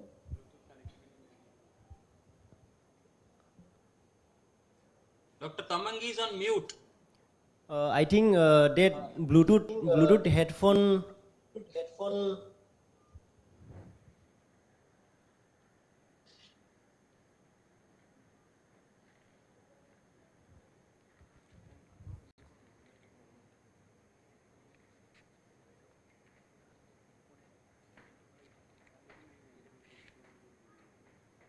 Hello. Hello. Yes, sir. Hello. Am I Sir, audible? you're audible now, sir. Audible? Yes, sir. Audible? Yes, sir. Yes. Now it is okay. Yes, sir. No, my, Yes, sir. just before we invite Professor Prajapati, Professor Prajapati, I just want to have I a just message want to have to a message Vedanta. to Dr. Vedanta. Please do not use the word beer, because the beer and the wine, the brewing and the malting, are not the culture of of Eastern world. Okay, so here what we do is that these are all the fermented beverages, and the substrate are mostly the cereals. So please do not use the beer. It is wrong. If you use this term and publish and submit in the journal, then I think the journal, no journals will accept this. So please, I request you to don't use this beer. You use simply the fermented beverages and the starter cultures. The starters is also known as amidolytic starters because it contains the amides. Now, simply the traditional prepared starters, and it has got different names in the different states and the different regions. So it is a fermented beverages. Thank you. Now I think, Ronak, you can invite the Professor Prajapati Yes, sir. and just read his brief CV. Yes, sir. So now I'd like to invite Professor Jasbhai Prajapati with his presentation on the bioeconomy of fermented dairy products in India. I'd like to give a short introduction to Professor Prajapati. Professor Prajapati is currently the chairman of Indian Dairy Association West Zone. Professor Prajapati is a dairy technology graduate from Gujarat Agriculture University and PhD in dairy microbiology from National Dairy Research Institute. He has more than 40 years of experience in education and research, and he is renowned academician and scientist in the area of probiotics and fermented food. Over to you, Dr. Prajapati, if you can present your screen. Yes, sir. Yes, sir. Yes, thank you, Dr. Ronak, and also thank you, Professor Samang, for inviting me to this panel. I would like to present in next 10 minutes something about the bioeconomy of fermented dairy products. Even though this is not my work, but I am giving my experience over such products. This word was already explained by my previous speaker. So when we call about bioeconomy or biotechnology or bio-based economy, it is economic activity involving the use of biotechnology.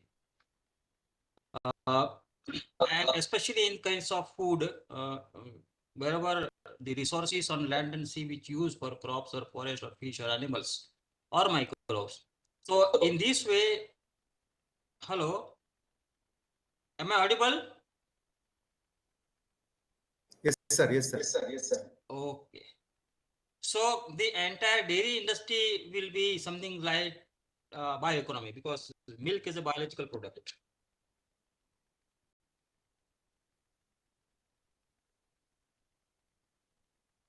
So when we talk about the fermented milk products especially, so milk when inoculated with desired microbes, which you call as starter cultures, gets fermented and results into variety of dairy products. And these starter cultures are mainly lactic acid bacteria.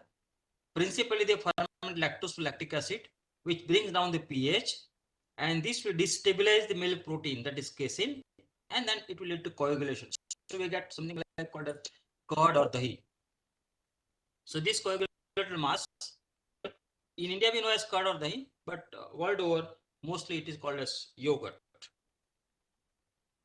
These are some of the varieties of the products which come out of dahi. So simply dahi, if you stir and then add sugar, cream, then it will become sweet lassi. If you add salt, it will become salty lassi. If you just stir and dilute with water, it will be buttermilk, what we call as. Usually the buttermilk also come after churning of butter. Means you ferment the cream, you churn it and then separate butter, and whatever liquid is left is called as buttermilk. So that is also fermented product. Especially this in Western India, we have got a product called a Shrikhand, where the dahi water is drained, and that product is called a chakka. Then it is kneaded with sugar and some spices, condiments, and you get a very nice dessert product called a Shrikhand. And the cheese line is a separate one, which is also a fermented product, where we use starter cultures for helping in coagulation products, and then there are many processing lines are being done to get such products. These product dahi is also used in different other forms, especially we make curd rice or raita or dahi vada or kadhi or many other products. So all these things contribute to the economy of a dairy industry. So when we call as a bioeconomy fermented dairy products, the entire range of dairy products come under this category of these functional foods, because these products not only provide the nutrition, but they provide something more than that, because they have got many other health benefits too, as other fermented milks also do have. However, fermented dairy products, especially probiotic dairy foods and cheese, are most important among these. So at the later part, I have presented some economics about these products, and these products earn maximum revenue for a dairy industry, and that is why they are very, very important for the entire dairy sector. I have given some idea about the global functional food market. I will not go into details of the data, but you can see that when you compare with different countries, India's growth is highest, 9.8%. And this shows that we have a lot of potential of business into functional foods, and that too mainly based on dairy. The functional food market worldwide is growing. You can see the graph since 2019 to 2017. We are expected to grow by $267 billion.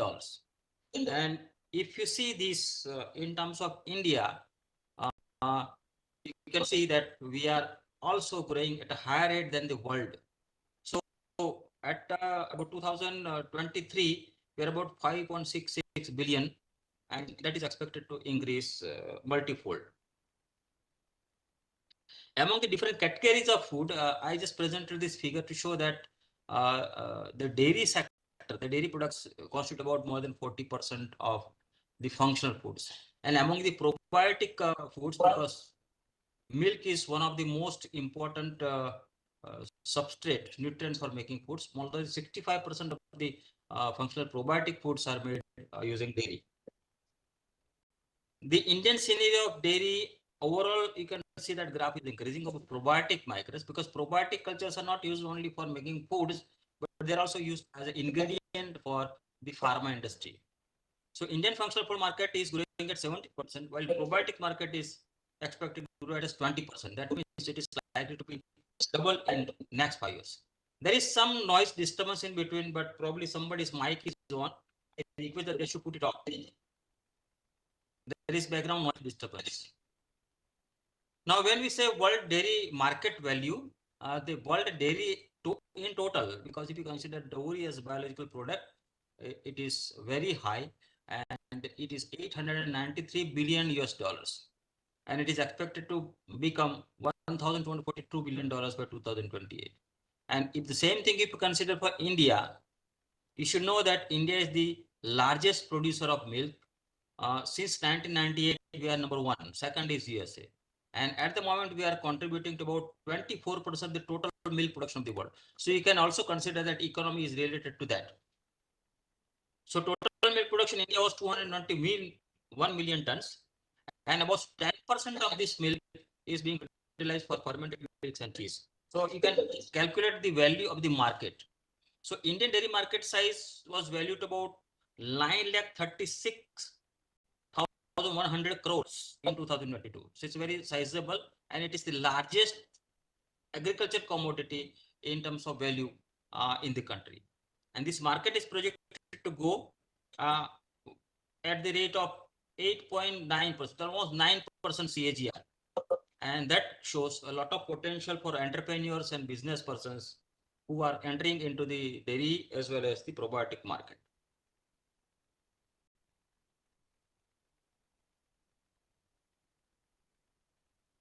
Specifically coming to the fermented milks, the world yogurt production is about 40 million tons.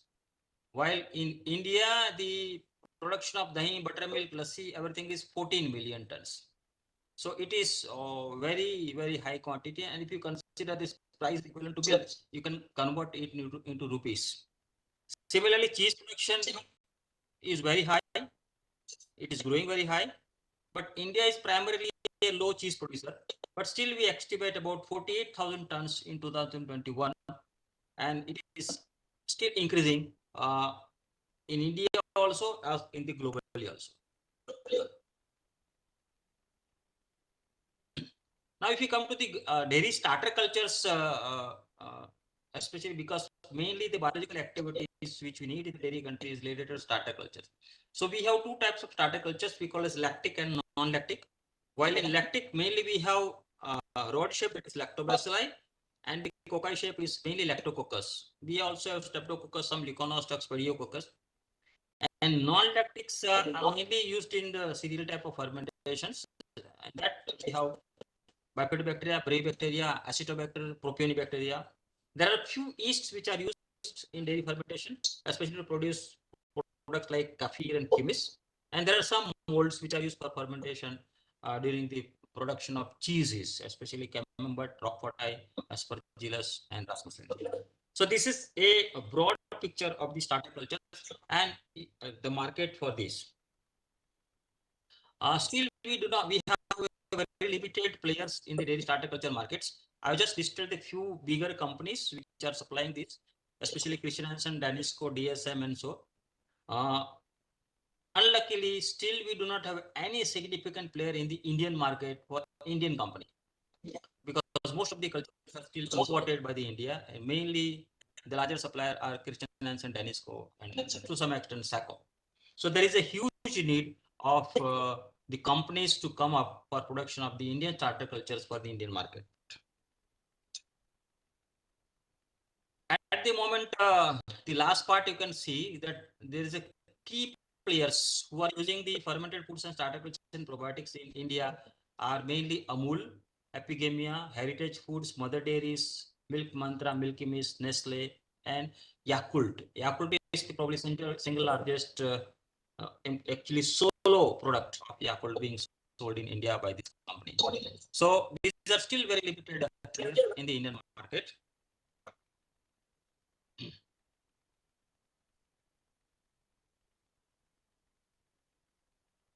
I don't know why the slide is not moving.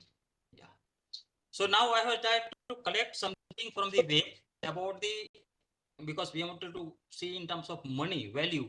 So how much the starter culture contributes to the economy of a dairy. So I collected 3-4 reports and I found that the reports are showing variable results. See, the report by Research and Market shows Inside Partners that starter culture market is $1,124 million in 2018 and expected to grow at a rate of 4.5%. That means it will become 1,670 million since it. Now, similar type of research by Markets Globe shows that it is almost closer to that, 1,002 million in 2022, and they expect a CAGR of 5.7%. So one company says 4.5%, another says 5.7%.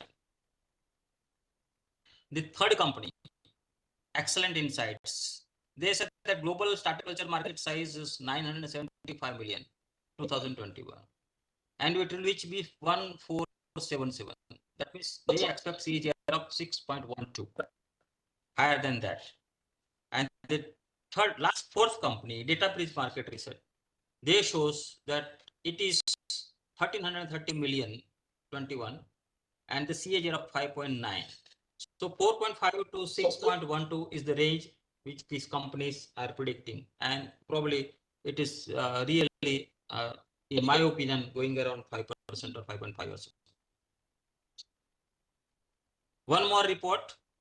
Here they have shown highest growth rate of 7.51%.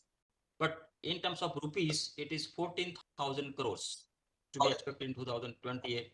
At present, it is around 10,000 crores. So this shows a major market share contributing to the economy of the dairy, and most of the cultures are sold by in GVS form, in powder form, or maybe in liquid form or frozen form. Apart from these traditional cultures and the role of biotechnology in agriculture, there is a new sector which is coming up, that is the cellular agriculture, and people have started making products using the cell culture. Yes. Excellent use of biotechnology, animal derived products, see, lab grown meat, lab grown milk, things are coming, where we are making use of the latest tools of recombinant DNA technology.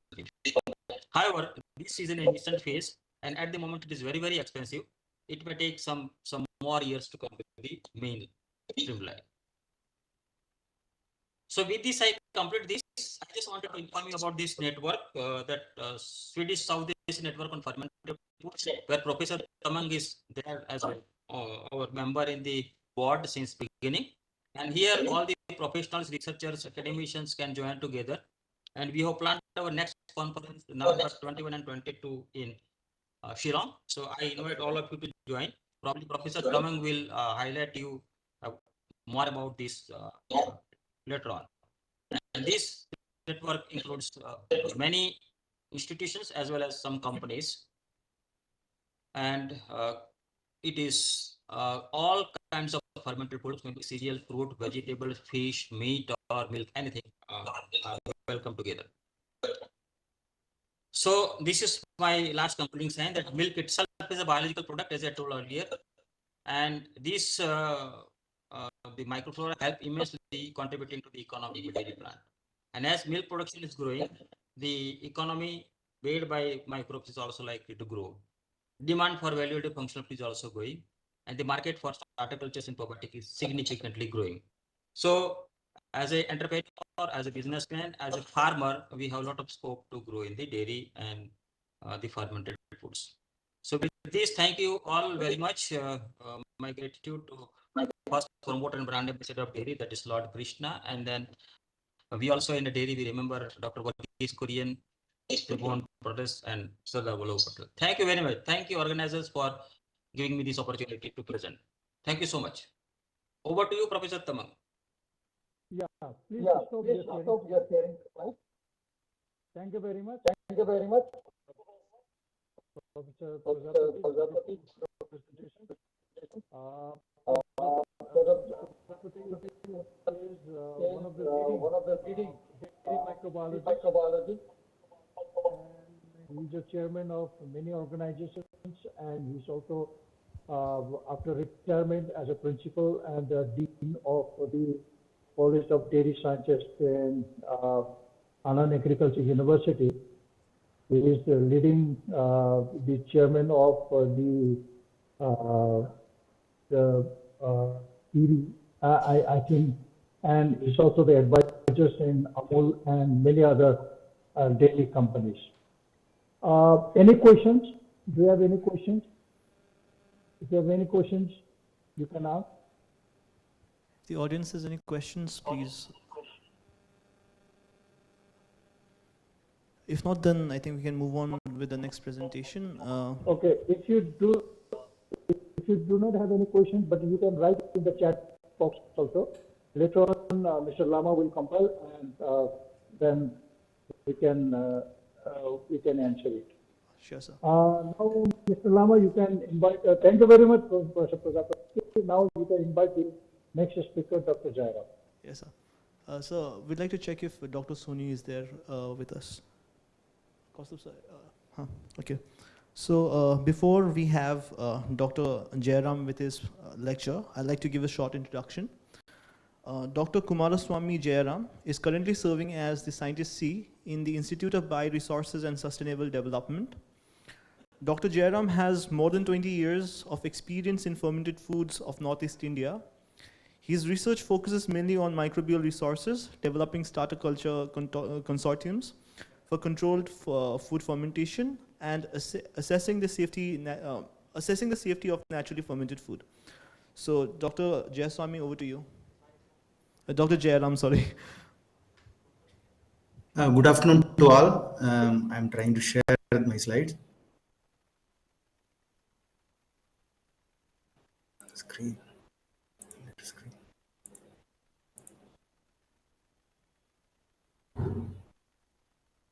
Is it visible now? Sir, your screen is visible. Your presentation isn't, sir. Yes, sir. Now we can see. Yeah, yes, sir. It's visible. Is it visible? Yes, yeah. sir. Very good afternoon. I'm thankful to the organizer and the chairman of the session for giving this chance. In this next 10 minutes, I'm going to talk about how the fermented foods contribute bioeconomy of Northeast India. So, a recent definition for fermented food is food made through desired microbial growth and enzymatic conversion of food components. And 1/3 of our food is fermented. And there are so many evidences in ancient literature, like the fermented foods are linked with health benefits. And recent days, there is a boost in that global food market, particularly on fermented food, because of its health benefits, preventing lifestyle disorders like diabetes, obesity. And the immunity against that recent COVID-19 pandemic also supported this the importance of this fermented food. So to understand more on bioeconomy, how fermented food contribute, because this bioeconomy, the term which is focused on rural development, that we can define like your innovation on biological resources with the technological support of engineering as well as computer sciences for rural development. That way, it will be more meaningful. If you see the market potential, Professor Prajapati has given some higher scale for even only fermented milk product, more than 800 billion US dollar. But whatever I got, it's 333 billion US dollar. The global market potential is, and it's growing at 7% annual growth rate. And very important point to note here is that Asia Pacific region, which is going to contribute 37% of global growth. That means that region where we are is growing very fast. And many developed countries, they scientifically investigated their fermented foods and introduced in the international market as a functional food, like Korean kimchi is nowadays an international brand. There are many global leaders on fermented food like Yakult, Danone, many leading companies are involved. But in India, only in the global food market, we contribute less than 2%, and with very few players, that too mostly focus on milk product. So if you see that fermented foods of Northeast India, am I audible, sir? Yes, sir. Am I audible, sir? Yes, sir. You're audible. Yeah. So if you focus on fermented foods of Northeast India, the resource available with us is nearly 200 fermented foods and beverages. If you think about resources, it's not only food, it's the indigenous production process, the raw material used for fermentation, the microbial resources, and moreover, that traditional knowledge related to the health benefits of this fermented food. And still it is produced by age-old natural fermentation. And if you you see the diversity is too much diverse, like from bamboo shoot fermentation to rhododendron flower fermentation, that much diverse. And 80% of these fermented foods are still not scientifically investigated. That means there is scope for this area. And the challenges and limitation what we are facing is, as it is a naturally fermented food, the frequent incidents of food poisoning is happening in Northeast India as per IDSP report. And it is in the extreme case. And the microbial hazard and its illness on particular society due to fermented food consumption, we don't have any data. And moreover, in India, there is no separate guidelines for the quality control of these fermented foods. And even that microbial dominantly present in that fermented food based on whatever literature available or whatever we publish or we analyze, most of them are not listed by FSSI. That means there are a lot of things to study and declare that organisms are safe. And very important, one recent statement from European Food Safety Authority, they came up with a statement like the fermented food marketed in international, they lack scientific data to support health claims. So it's very much important to do clinical experiment to support that health claim. Moreover, it's a very small scale household art, and making it to industrial and scaling up is a very big challenge. So where we can do technological innovations. So the main focus, the first major step should be the starter culture development. Nowadays, a lot of advances in metagenomics and metabolomics, which make this task very easy. And then second area for innovation is safety. And there is a requirement of diagnostic for fast and reliable identification of foodborne pathogens. And the third area is on health claim. So we can validate the traditional claim of health benefits, and we can do up to clinical trial to prove its health benefits, and industrialization through bioengineering approach. These are the four areas we can put innovation to utilize this fermented food. So I want to give one example from our research where such an innovation on starter culture development by a particular fermented food product of Northeast India, Bekangum, which is soybean fermented food of Mizoram. So in the traditional way, they produce in a very primitive process. And you can see here more than 12 outbreaks happen within a period of 3 years because of this fermented food. So we focus on the food and isolated the bacteria. It is a bacillus dominated fermented food, both beneficial as well as harmful, but nearly 50% only beneficial. We for the screen that strains and came up with a starter culture Bacillus subtilis MTCC 5480. So in the starter culture development, the important one is identification. So it is compulsory to go for whole genome sequencing to make it clear that particular strain, whatever identity belongs to particular species, and it don't have any virulence factor. We clear that during annotation there is no toxin or virulence factor. And Bacillus subtilis is already known for food and probiotic industries, GRS category. So further, we did toxicity studies, and it never showed any pathogenic or toxic sign during animal experiments. So this starter culture, we developed starter culture formulations. So targeting 3 areas. One is for industrial production in aluminum trays, another one for small scale production in household, another one for improvising the traditional process. So whatever starter culture you develop and whatever process you develop, finally it should be accepted by the community. Also, you have to come up with a desirable product. So for that, we profile the chemical metabolite profile, nearly 50% transformed during the fermentation, and compare that metabolite profile with the traditional fermented food. And we did sensory analysis. Finally, you can see the red and green dots, which indicates that chemically they are very close. That means it is desirable and acceptable product. And we did demonstration program, a training program to the young entrepreneurs or traditional producers in Nepal for doing scientific production of this fermented food. But it's a simple example of starter culture development. But most cases, it is not a simple, it's highly complicated. So in that case, we use metagenomic approach. I will give some example how we proceeded. For example, in the case of fermented bamboo shoot, there is a microbial succession. There is changes in microbial community. There are different player on different time.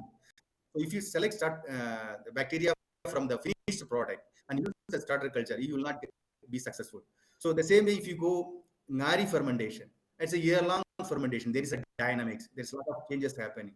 So through metagenomic analysis, you will come to know who all are the key player during fermentation, and that players can be selectively isolated through molecular techniques, and then that can be included in our starter culture. That way, we successfully developed several starter culture consortium, and we are moving towards transforming this traditional ferment production to a starter culture based controlled production for quality products with reproducible quality, safe within short time. The next area where research and innovation require is safety analysis of fermented food. So when we analyze the marketed product of fermented foods, not just in India, nearly 682 samples we analyzed, and we detected several WHO prioritized foodborne pathogens, Bacillus cereus, Staphylococcus aureus, Listeria. When you analyze that load, many cases it is more than 10 to the power 7 cells per gram, bacterial cells per gram. So that is much higher than that FSSAI limit. That means most of the product marketed will not qualify if you strictly implement the FSSAI limit. And we analyzed the outbreak sample. That then during that analysis we could detect Escherichia coli and Staphylococcus aureus are the major pathogen involved in this outbreak. And one example here is that Havajar outbreak samples, whatever we collected, then you can see the Staphylococcus is the major organism involved in this outbreak. So what is required here? So we require a diagnostic kit which can give you a quick and fast, reliable detection of pathogens. So for that, we develop a food pathogen chip. It's a loop-mediated isothermal-based amplification-based molecular detection kit, which can detect 16 WHO prioritized pathogen in a short period of 4 hours. And that way, food safety officers can utilize this kit. The next one is food patho chip. The earlier one is food patho lamp, and this one is food patho chip. And this one is a microarray based platform which contains 15,000 probe targeting different pathogens. And if you analyze outbreak sample using this chip, you will get details of pathogen species and what is a strain, what type of toxin virulence factor there, and what are the antibiotic resistant genes are there, and what are, whether it is able to produce biogenic amino or not. The complete details you will get within a period of 16 hours. That way we can go for a treatment during that outbreak. So next area of research is on health claim. So health claim, Northeast is a treasure house for traditional knowledge of attaching each food with a particular health claim. So in one of our experiment data in Manipur, they consume this fermented soybean havajar very frequently during winter, particularly elders, and claiming it is having a winter wellness. So when we analyze, we found the bifidobacterium prominently present in the gut microbiota that is getting declined during winter, and this fermented soybean is restoring that bifidobacterium, which is well known for health. The same way, we can take forward our research to animal studies as well as clinical studies with the help of industrial partner to make it as a functional food. And then this microbial resources associated with this fermented food can be screened in a detail to generate next generation probiotics and nutraceuticals. That way it can be included in the FSSAI list, because many of them are not in that list. One example from our research is bacteria, Bacillus subtilis, involved in havajar fermentation, which is producing a small double-stranded RNA with high antiviral activity. There is a lot of scope for producing next generation probiotics as well as nutraceuticals. So how this fermented food will be part of socio-economic development in Northeast India? Because this fermented food, each food is attached with a particular community or particular region. So there is a possibility to give a GI tag, geographical indicator tag on that food. So any technological improvement or commercial upliftment of that particular food also benefit the associated society, and particularly the rural women engaged on that food production chain. And indirectly, if you are hygienic production, that way we are overcoming that foodborne illness, that also support economic gain. And we can promote cooperative model of production as well as marketing in the northeastern state. That COPT model in successful, and further listing this fermented food in FSSI and promoting young entrepreneurs, introducing food industries in that northeast India, and distributing that fermented food through e-commerce platform through international level. That way it will support the socio-economic development. Finally, conclusion, I'm putting its approach roadmap type. So at present, the resource available in fermented foods of Northeast India, more than 200 fermented foods. The resource we have is indigenous process, the microbial resource, the knowledge. So that can be taken forward for bioeconomy by 3I approach. I am proposing 3I approach. One is intervention, innovation, and industrialization. So each state, in case of intervention, each state there is a Science and Technology Council, Biodiversity Board, and safety laboratories. They can intervene these fermented foods for documentation, GI tagging, and safety analysis, and creating guidelines for marketing.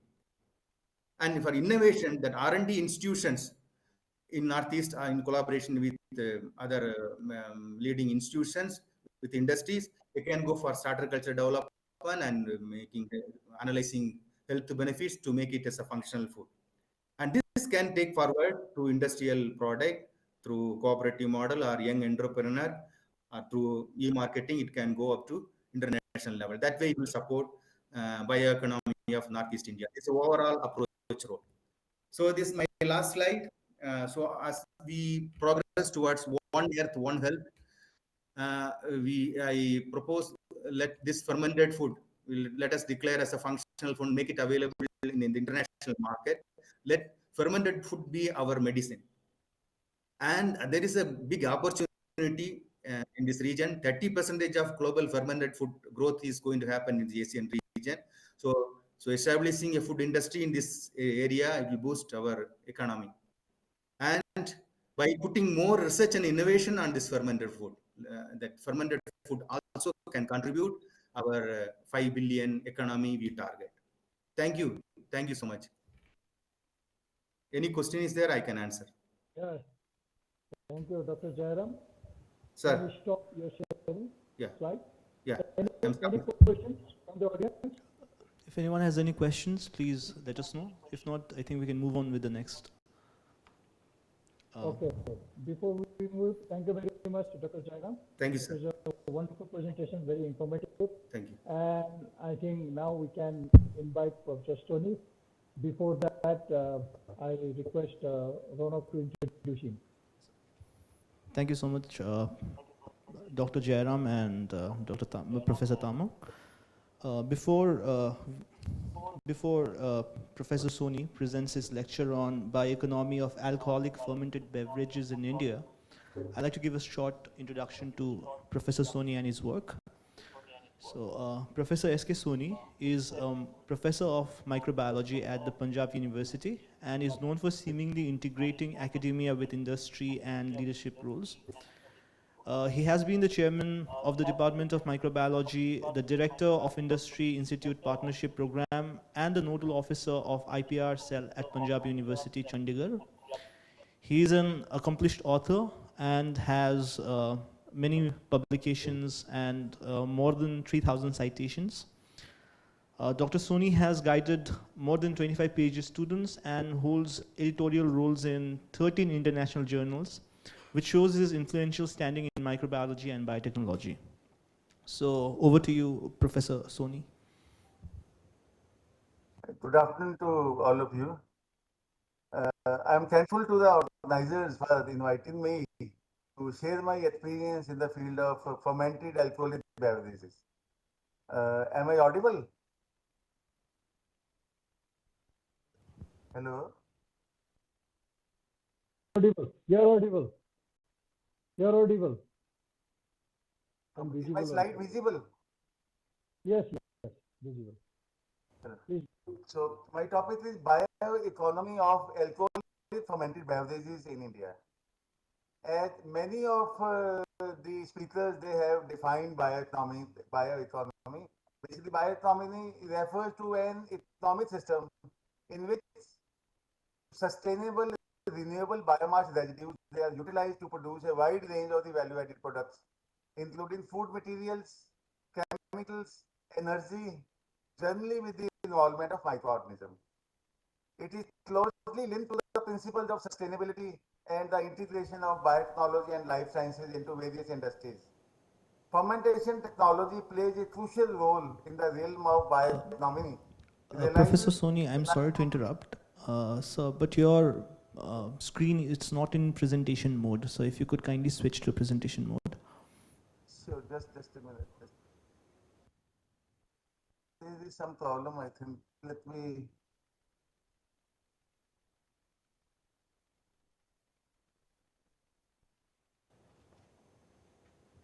So if not, sir, we can continue with this only, sir. Just a minute. Yes, sir.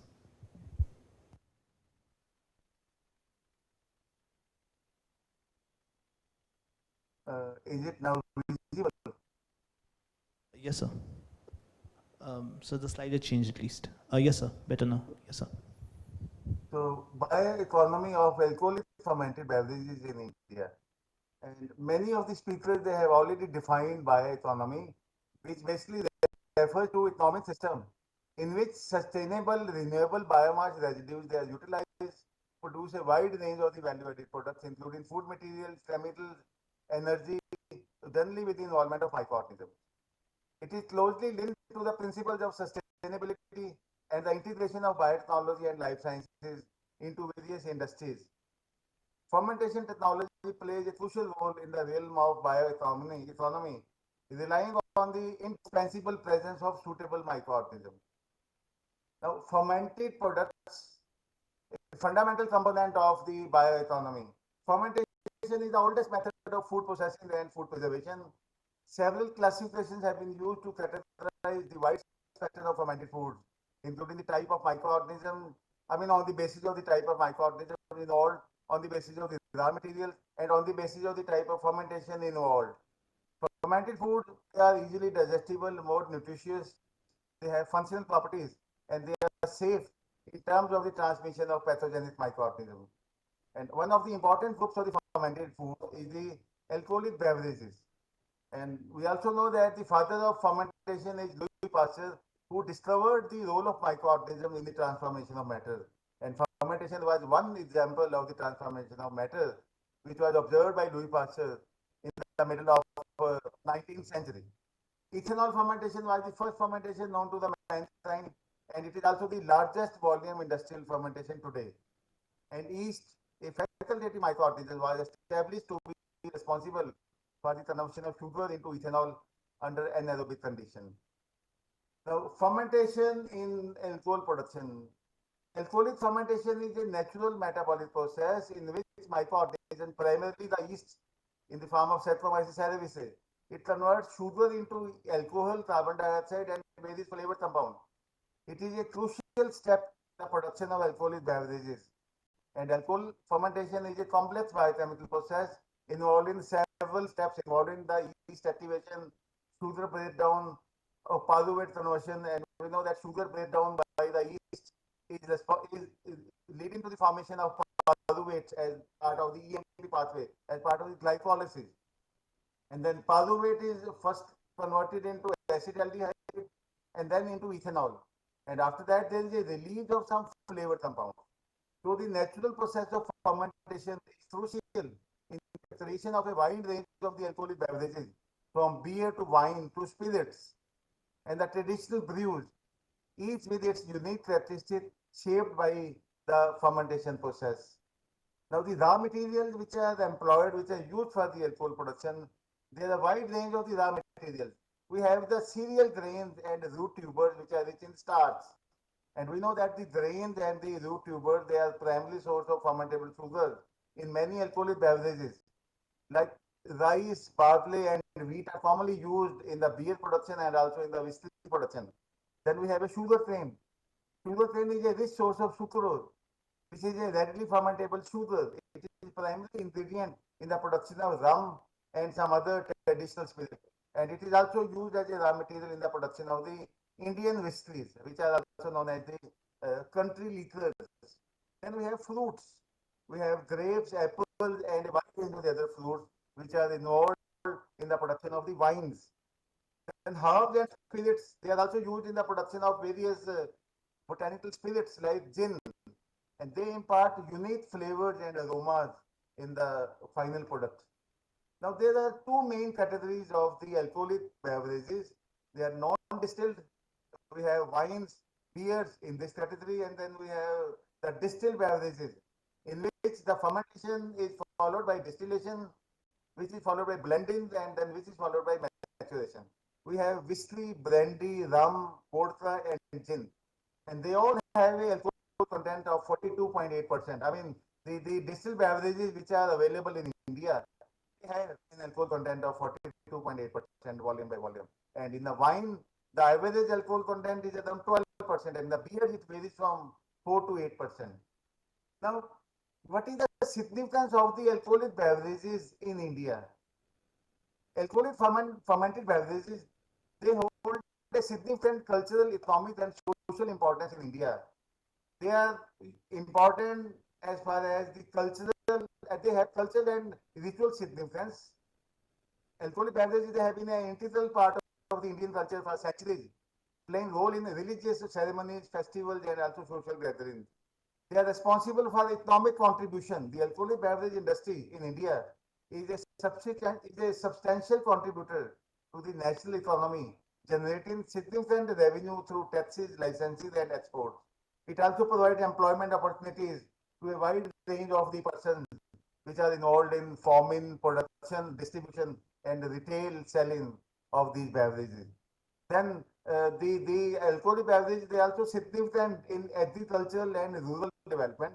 The production of the raw materials for alcoholic beverages such as sugarcane, cereal grains, and fruits, they support agriculture and rural livelihood. Then the alcoholic beverages, they are also significant for tourism and hospitality industry. Alcoholic beverages, they are a key attraction for the tourists visiting India, which has a diverse range of the traditional and craft alcoholic beverages.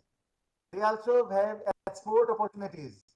India exports various alcoholic beverages, including whiskey, rum, and wine, to international markets. Alcoholic beverages, they also have a role in social and recreational purposes. They play a role in social bonding and relaxation. They also have a role in craft beverage industry. India has seen a surge in the craft beverage industry, which include micro breweries, micro distilleries, and micro wineries. Craft beverages are known for their quality, innovation, and unique flavors, contributing to country's beverage diversity. The alcoholic beverages, they also have diverse offerings. India produces a wide range of the alcoholic beverages, reflecting its rich culture and geographical diversity. They are also meant for revenue generation for government. The government collects substantial revenues through excise duties and taxes imposed on the alcoholic beverages. They also have a global influence. Indian alcoholic beverages such as Indian whiskey and rum, they have gained popularity worldwide, contributing to country's global reputation. Then, overview of the Indian alcohol market. The Indian alcohol market is one of the largest and most diverse in the world, characterized by wide variety of the alcoholic beverages, a growing consumer base, and a significant economic contributions. I mean, the Indian alcohol market is substantial with value that continues to grow steadily over the years. There are diverse beverage types. Indian alcohol market offers a broad range of the alcoholic beverages, including spirits, beers, wines, and traditional or indigenous liquors. Beer consumption has been steadily increasing with a growing preference for craft and premium beers. Wine consumption is also on the rise, especially among the urban consumers and in the hospitality sector. There are a wide regional variation. India's cultural diversity is reflected by its alcohol consumption patterns. Different regions have distinct preferences and traditions regarding alcoholic beverages. Indian alcohol market features both domestic and international players. And domestic brands like Royal Stag, McDowell, and Old Month, they have a strong presence. International brands such as Johnny Walker, Bacardi, and Smirnoff, they are also well received in India. The sale and consumption of the alcoholic beverages, they are subject to state-specific regulations in India. The expanding middle class population in India has increased disposable income, which is leading to the greatest spending on premium and imported alcoholic beverages. So, I mean, the interest of the Indian middle income group is increasing, leading to the greater spending on premium and imported alcoholic beverages. Younger consumers, they are showing the preference for premium and craft alcoholic beverages. Health conscious trends are also leading to a growing interest in the wine and low alcohol options. Then Indian alcoholic beverage manufacturers, they are also increasingly looking to tap into international markets, exporting spirits and wines into various countries. Now, what are the main bioeconomy principles in the alcohol production? Incorporating bioeconomy principles is crucial for promoting sustainability, reducing environmental impacts, and ensuring the responsible use of the renewable resources. I mean, the alcohol production should prioritize the efficient use of the renewable resources such as grain, sugarcane, fruits, and water. This involves optimizing the processes to minimize waste and resource consumption. The Indian alcohol industry should also utilize renewable energy resources like solar or wind power for production processes to reduce the carbon footprint of the alcohol production. The biomass waste, which is produced as part of the alcohol beverage production, it should also be utilized for the production of some other value-added products. Implementation of the recycling program for materials like glasses, bottles, and packaging should also be taken to reduce the waste. Identification of the waste to repurpose byproducts such as spent grain or fruit pomades for secondary products like animal feed, food ingredients, or even bioenergy.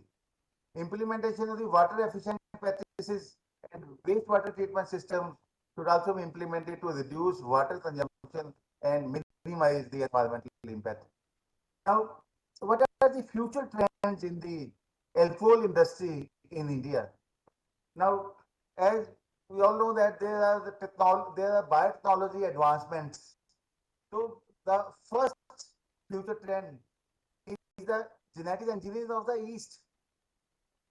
Biotechnology advancements, they are enabling the development of specialized yeast strains that can enhance the fermentation efficiency, produce unique flavor profiles, and can tolerate high temperature, and can also reduce the environmental impacts. The other future trend is the fermentation innovations. Biotechnology innovation, they are expanding the possibilities for alternate fermentation processes. And we know that there are a wide range of the microorganisms which are also capable of producing alcohol as yeast, the Saccharomyces cerevisiae produces. And those microorganisms are more efficient even than yeast. But there are certain problems, there are certain hurdles in the commercialization of those organisms. So the biotechnology can also solve those problems and can develop alternate fermentation processes employing some new range of the microorganisms. Then the third aspect as part of the biotechnology advancements, health conscious products. Biotechnology can also be used to create low alcohol or alcohol-free beverages that appeal to the health conscious consumers. The other future trend may be the consumer preferences. And we know that a wide range of the craft beverages, they are coming up in the market on the basis of the consumer preferences. There is a rise in the craft distilleries and craft breweries. Small distilleries and breweries that make special and high quality spirits in small batches. They are becoming more popular because people want unique and great tasting products. Exploration of the ethnic and regional flavors is the another future aspect. The people are getting more interested in trying drinks with distinct flavors from different cultures or regions. Then international collaboration, global brand expansion. When alcohol brands they work together internationally, they can enter new markets. This open up chances for the people to enjoy drinks from different cultures and have cross-cultural beverage experiences. Knowledge exchange, collaboration between countries and regions allows the knowledge exchange in the production techniques, ingredient sourcing, and sustainability practices. Regulation harmonization. International collaboration can lead to harmonized regulations and standards, facilitating trade and market access for the alcoholic beverages. Another aspect of the future trend in the alcoholic beverages in India can be health and wellness focus. Low alcohol and alcohol-free options. The health-conscious consumers they are seeking out low alcohol or alcohol-free alternatives, driving innovation in this segment. Then another, which is a very important aspect of the future trend, is the use of the functional ingredients in the production of the alcoholic beverages. Incorporating functional ingredients like botanicals and adaptogens into alcoholic beverages to enhance the health benefits and cater the specific wellness trends. A wide range of some non-traditional wines have appeared, or they have been manufactured in India, making use of amla, aloe vera, jamun, giloy, etc. And the probiotic wine or the supplementation of the probiotic organism in the wine and beer is another aspect which is also coming up in these days and which can also be looked as part of the future trend. Then another future trend may be the transparency and labeling. Greater transparency in the labeling, including the nutritional information and ingredient sourcing, becoming essential to meet the consumer expectations for healthy choices. And this is all in my presentation as part of the bioeconomy of alcoholic beverages in India. Now, any questions, please? So if we do not have any questions, then I think we can have Professor Jyoti Prakash Tamang to deliver the words, some concluding words. Professor Tamang, if you're there.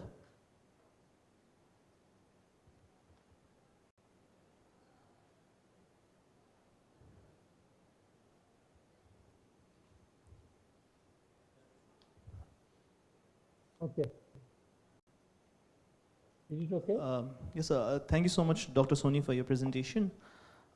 Without any further delay, I think we can now conclude the session.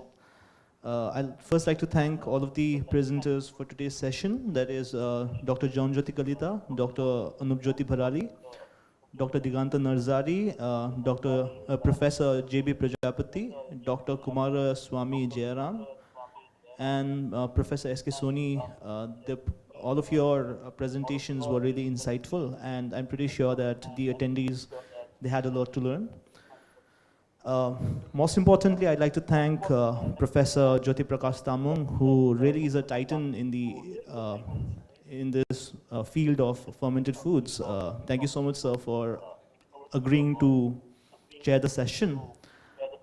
Since Professor Tamang isn't here, so I think we can conclude the session. I'm here. But yes, sir. I'm here. But I'm just trying to make my visibility. Oh, yes, sir. Something wrong? No. I think we have to stop sharing. Okay. Sorry, sir? I put it here. Stop sharing the slide.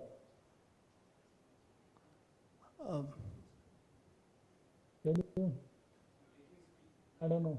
So Anyway. we can hear you, so I think, sir, we can just have you say a few words, yes, sir. Thank you. Okay, thank you very much, all the speakers and the participants. And it's a wonderful discussions. In fact, this is a new the topic because the fermented food is not a new topic. We have been talking on this for so many years, but now the bioeconomy, how to commercialize or to how to industrialize some of the fermented foods is a big challenge. Still, a lot of agencies have come, the policies have been made, but still we are still in the trial and error because the very important thing is that once we have to market the fermented foods with the health claims, there must be the uh, uh, science-based evidence, and this has to be done mostly validated by the clinical trial.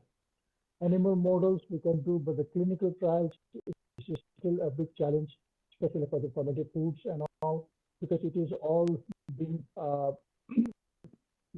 being followed by the guidelines formulated by the regulatory authorities, and still we do not have such guidelines on the clinical trial of the fermented foods in India. Still, it is under preparations.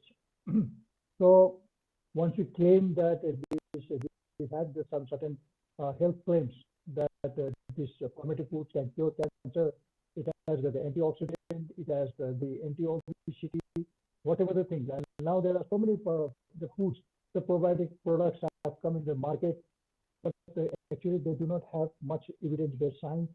And I think the government is going to make it some strict regulation against them, because unless and until there is a health claim, because we cannot cheat the consumers. So this has to be done. Once it is being done and studied thoroughly, then there is a huge potential on the market of this fermented food. Some of the clinical trial fermented foods are the kimchi, the yogurt marketed by the Yakult, Danone, and kefir, and some other fermented foods, kombucha tea of China, and so on. So once again, I thank Professor Utpal Bora and his team for organizing this very important bioeconomy conference, and mostly on the bioeconomy of the fermented foods. As Professor Prajapati has stated that the SAFNET, the international organization of the fermented foods, we have organizations, and every 2 years we organize the international conference on the fermented food. This time the SAFNET International Conference of Fermented Food is being held at Mehu in Shillong on 21st and 22nd. I think you have got the information. You can check in the website. And I request all the faculty members, the professors, and the different institutes and the universities and research institutes, and the NGOs and the companies located in the Northeast, those who are interested in the fermented food, please do join this conference and encourage your students to participate. And you can contact Dr. Bijendra Mishra at in Mehu, Shillong, for the further details. So once again, I thank all the speakers and the participants for attending this important conference. Dhanyavad. Thank you so much, sir. So if you could declare the session closed. Yeah, I declare the session is closed. Thank you. Thank you, sir.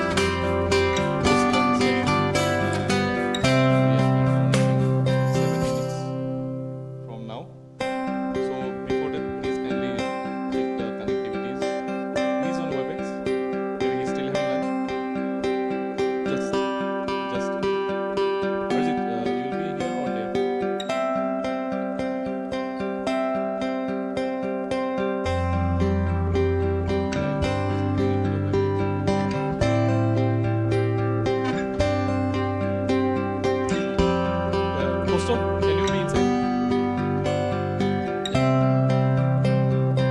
Yeah, Kostom, yeah. So we want to check the connectivities first before the formal things begin. So, right. So what you can do, we have Professor Pulok Mukherjee's lecture, which we can preload. Kindly preload, sir, your lecture. Yeah. So, sir's lecture you can just preload so that we can save time later. So, once you set up the connection, let me know. We have to test them what we're running.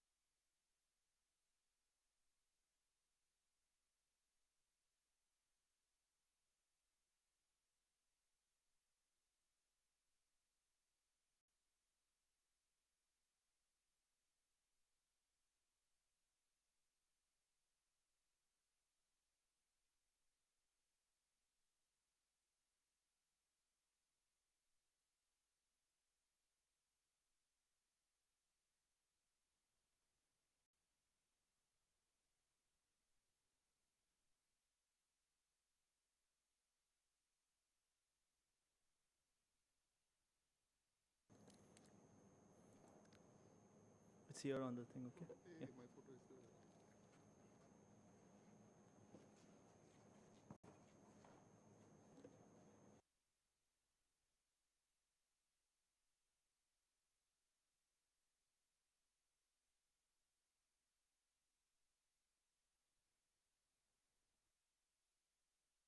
I mean, that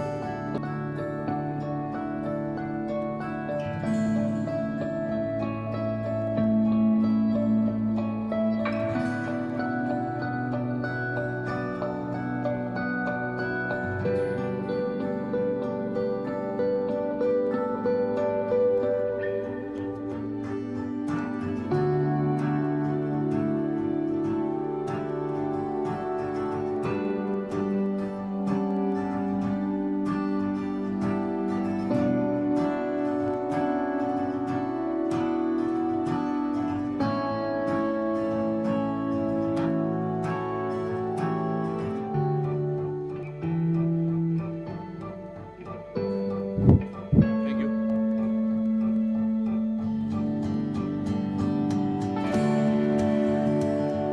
So may I call upon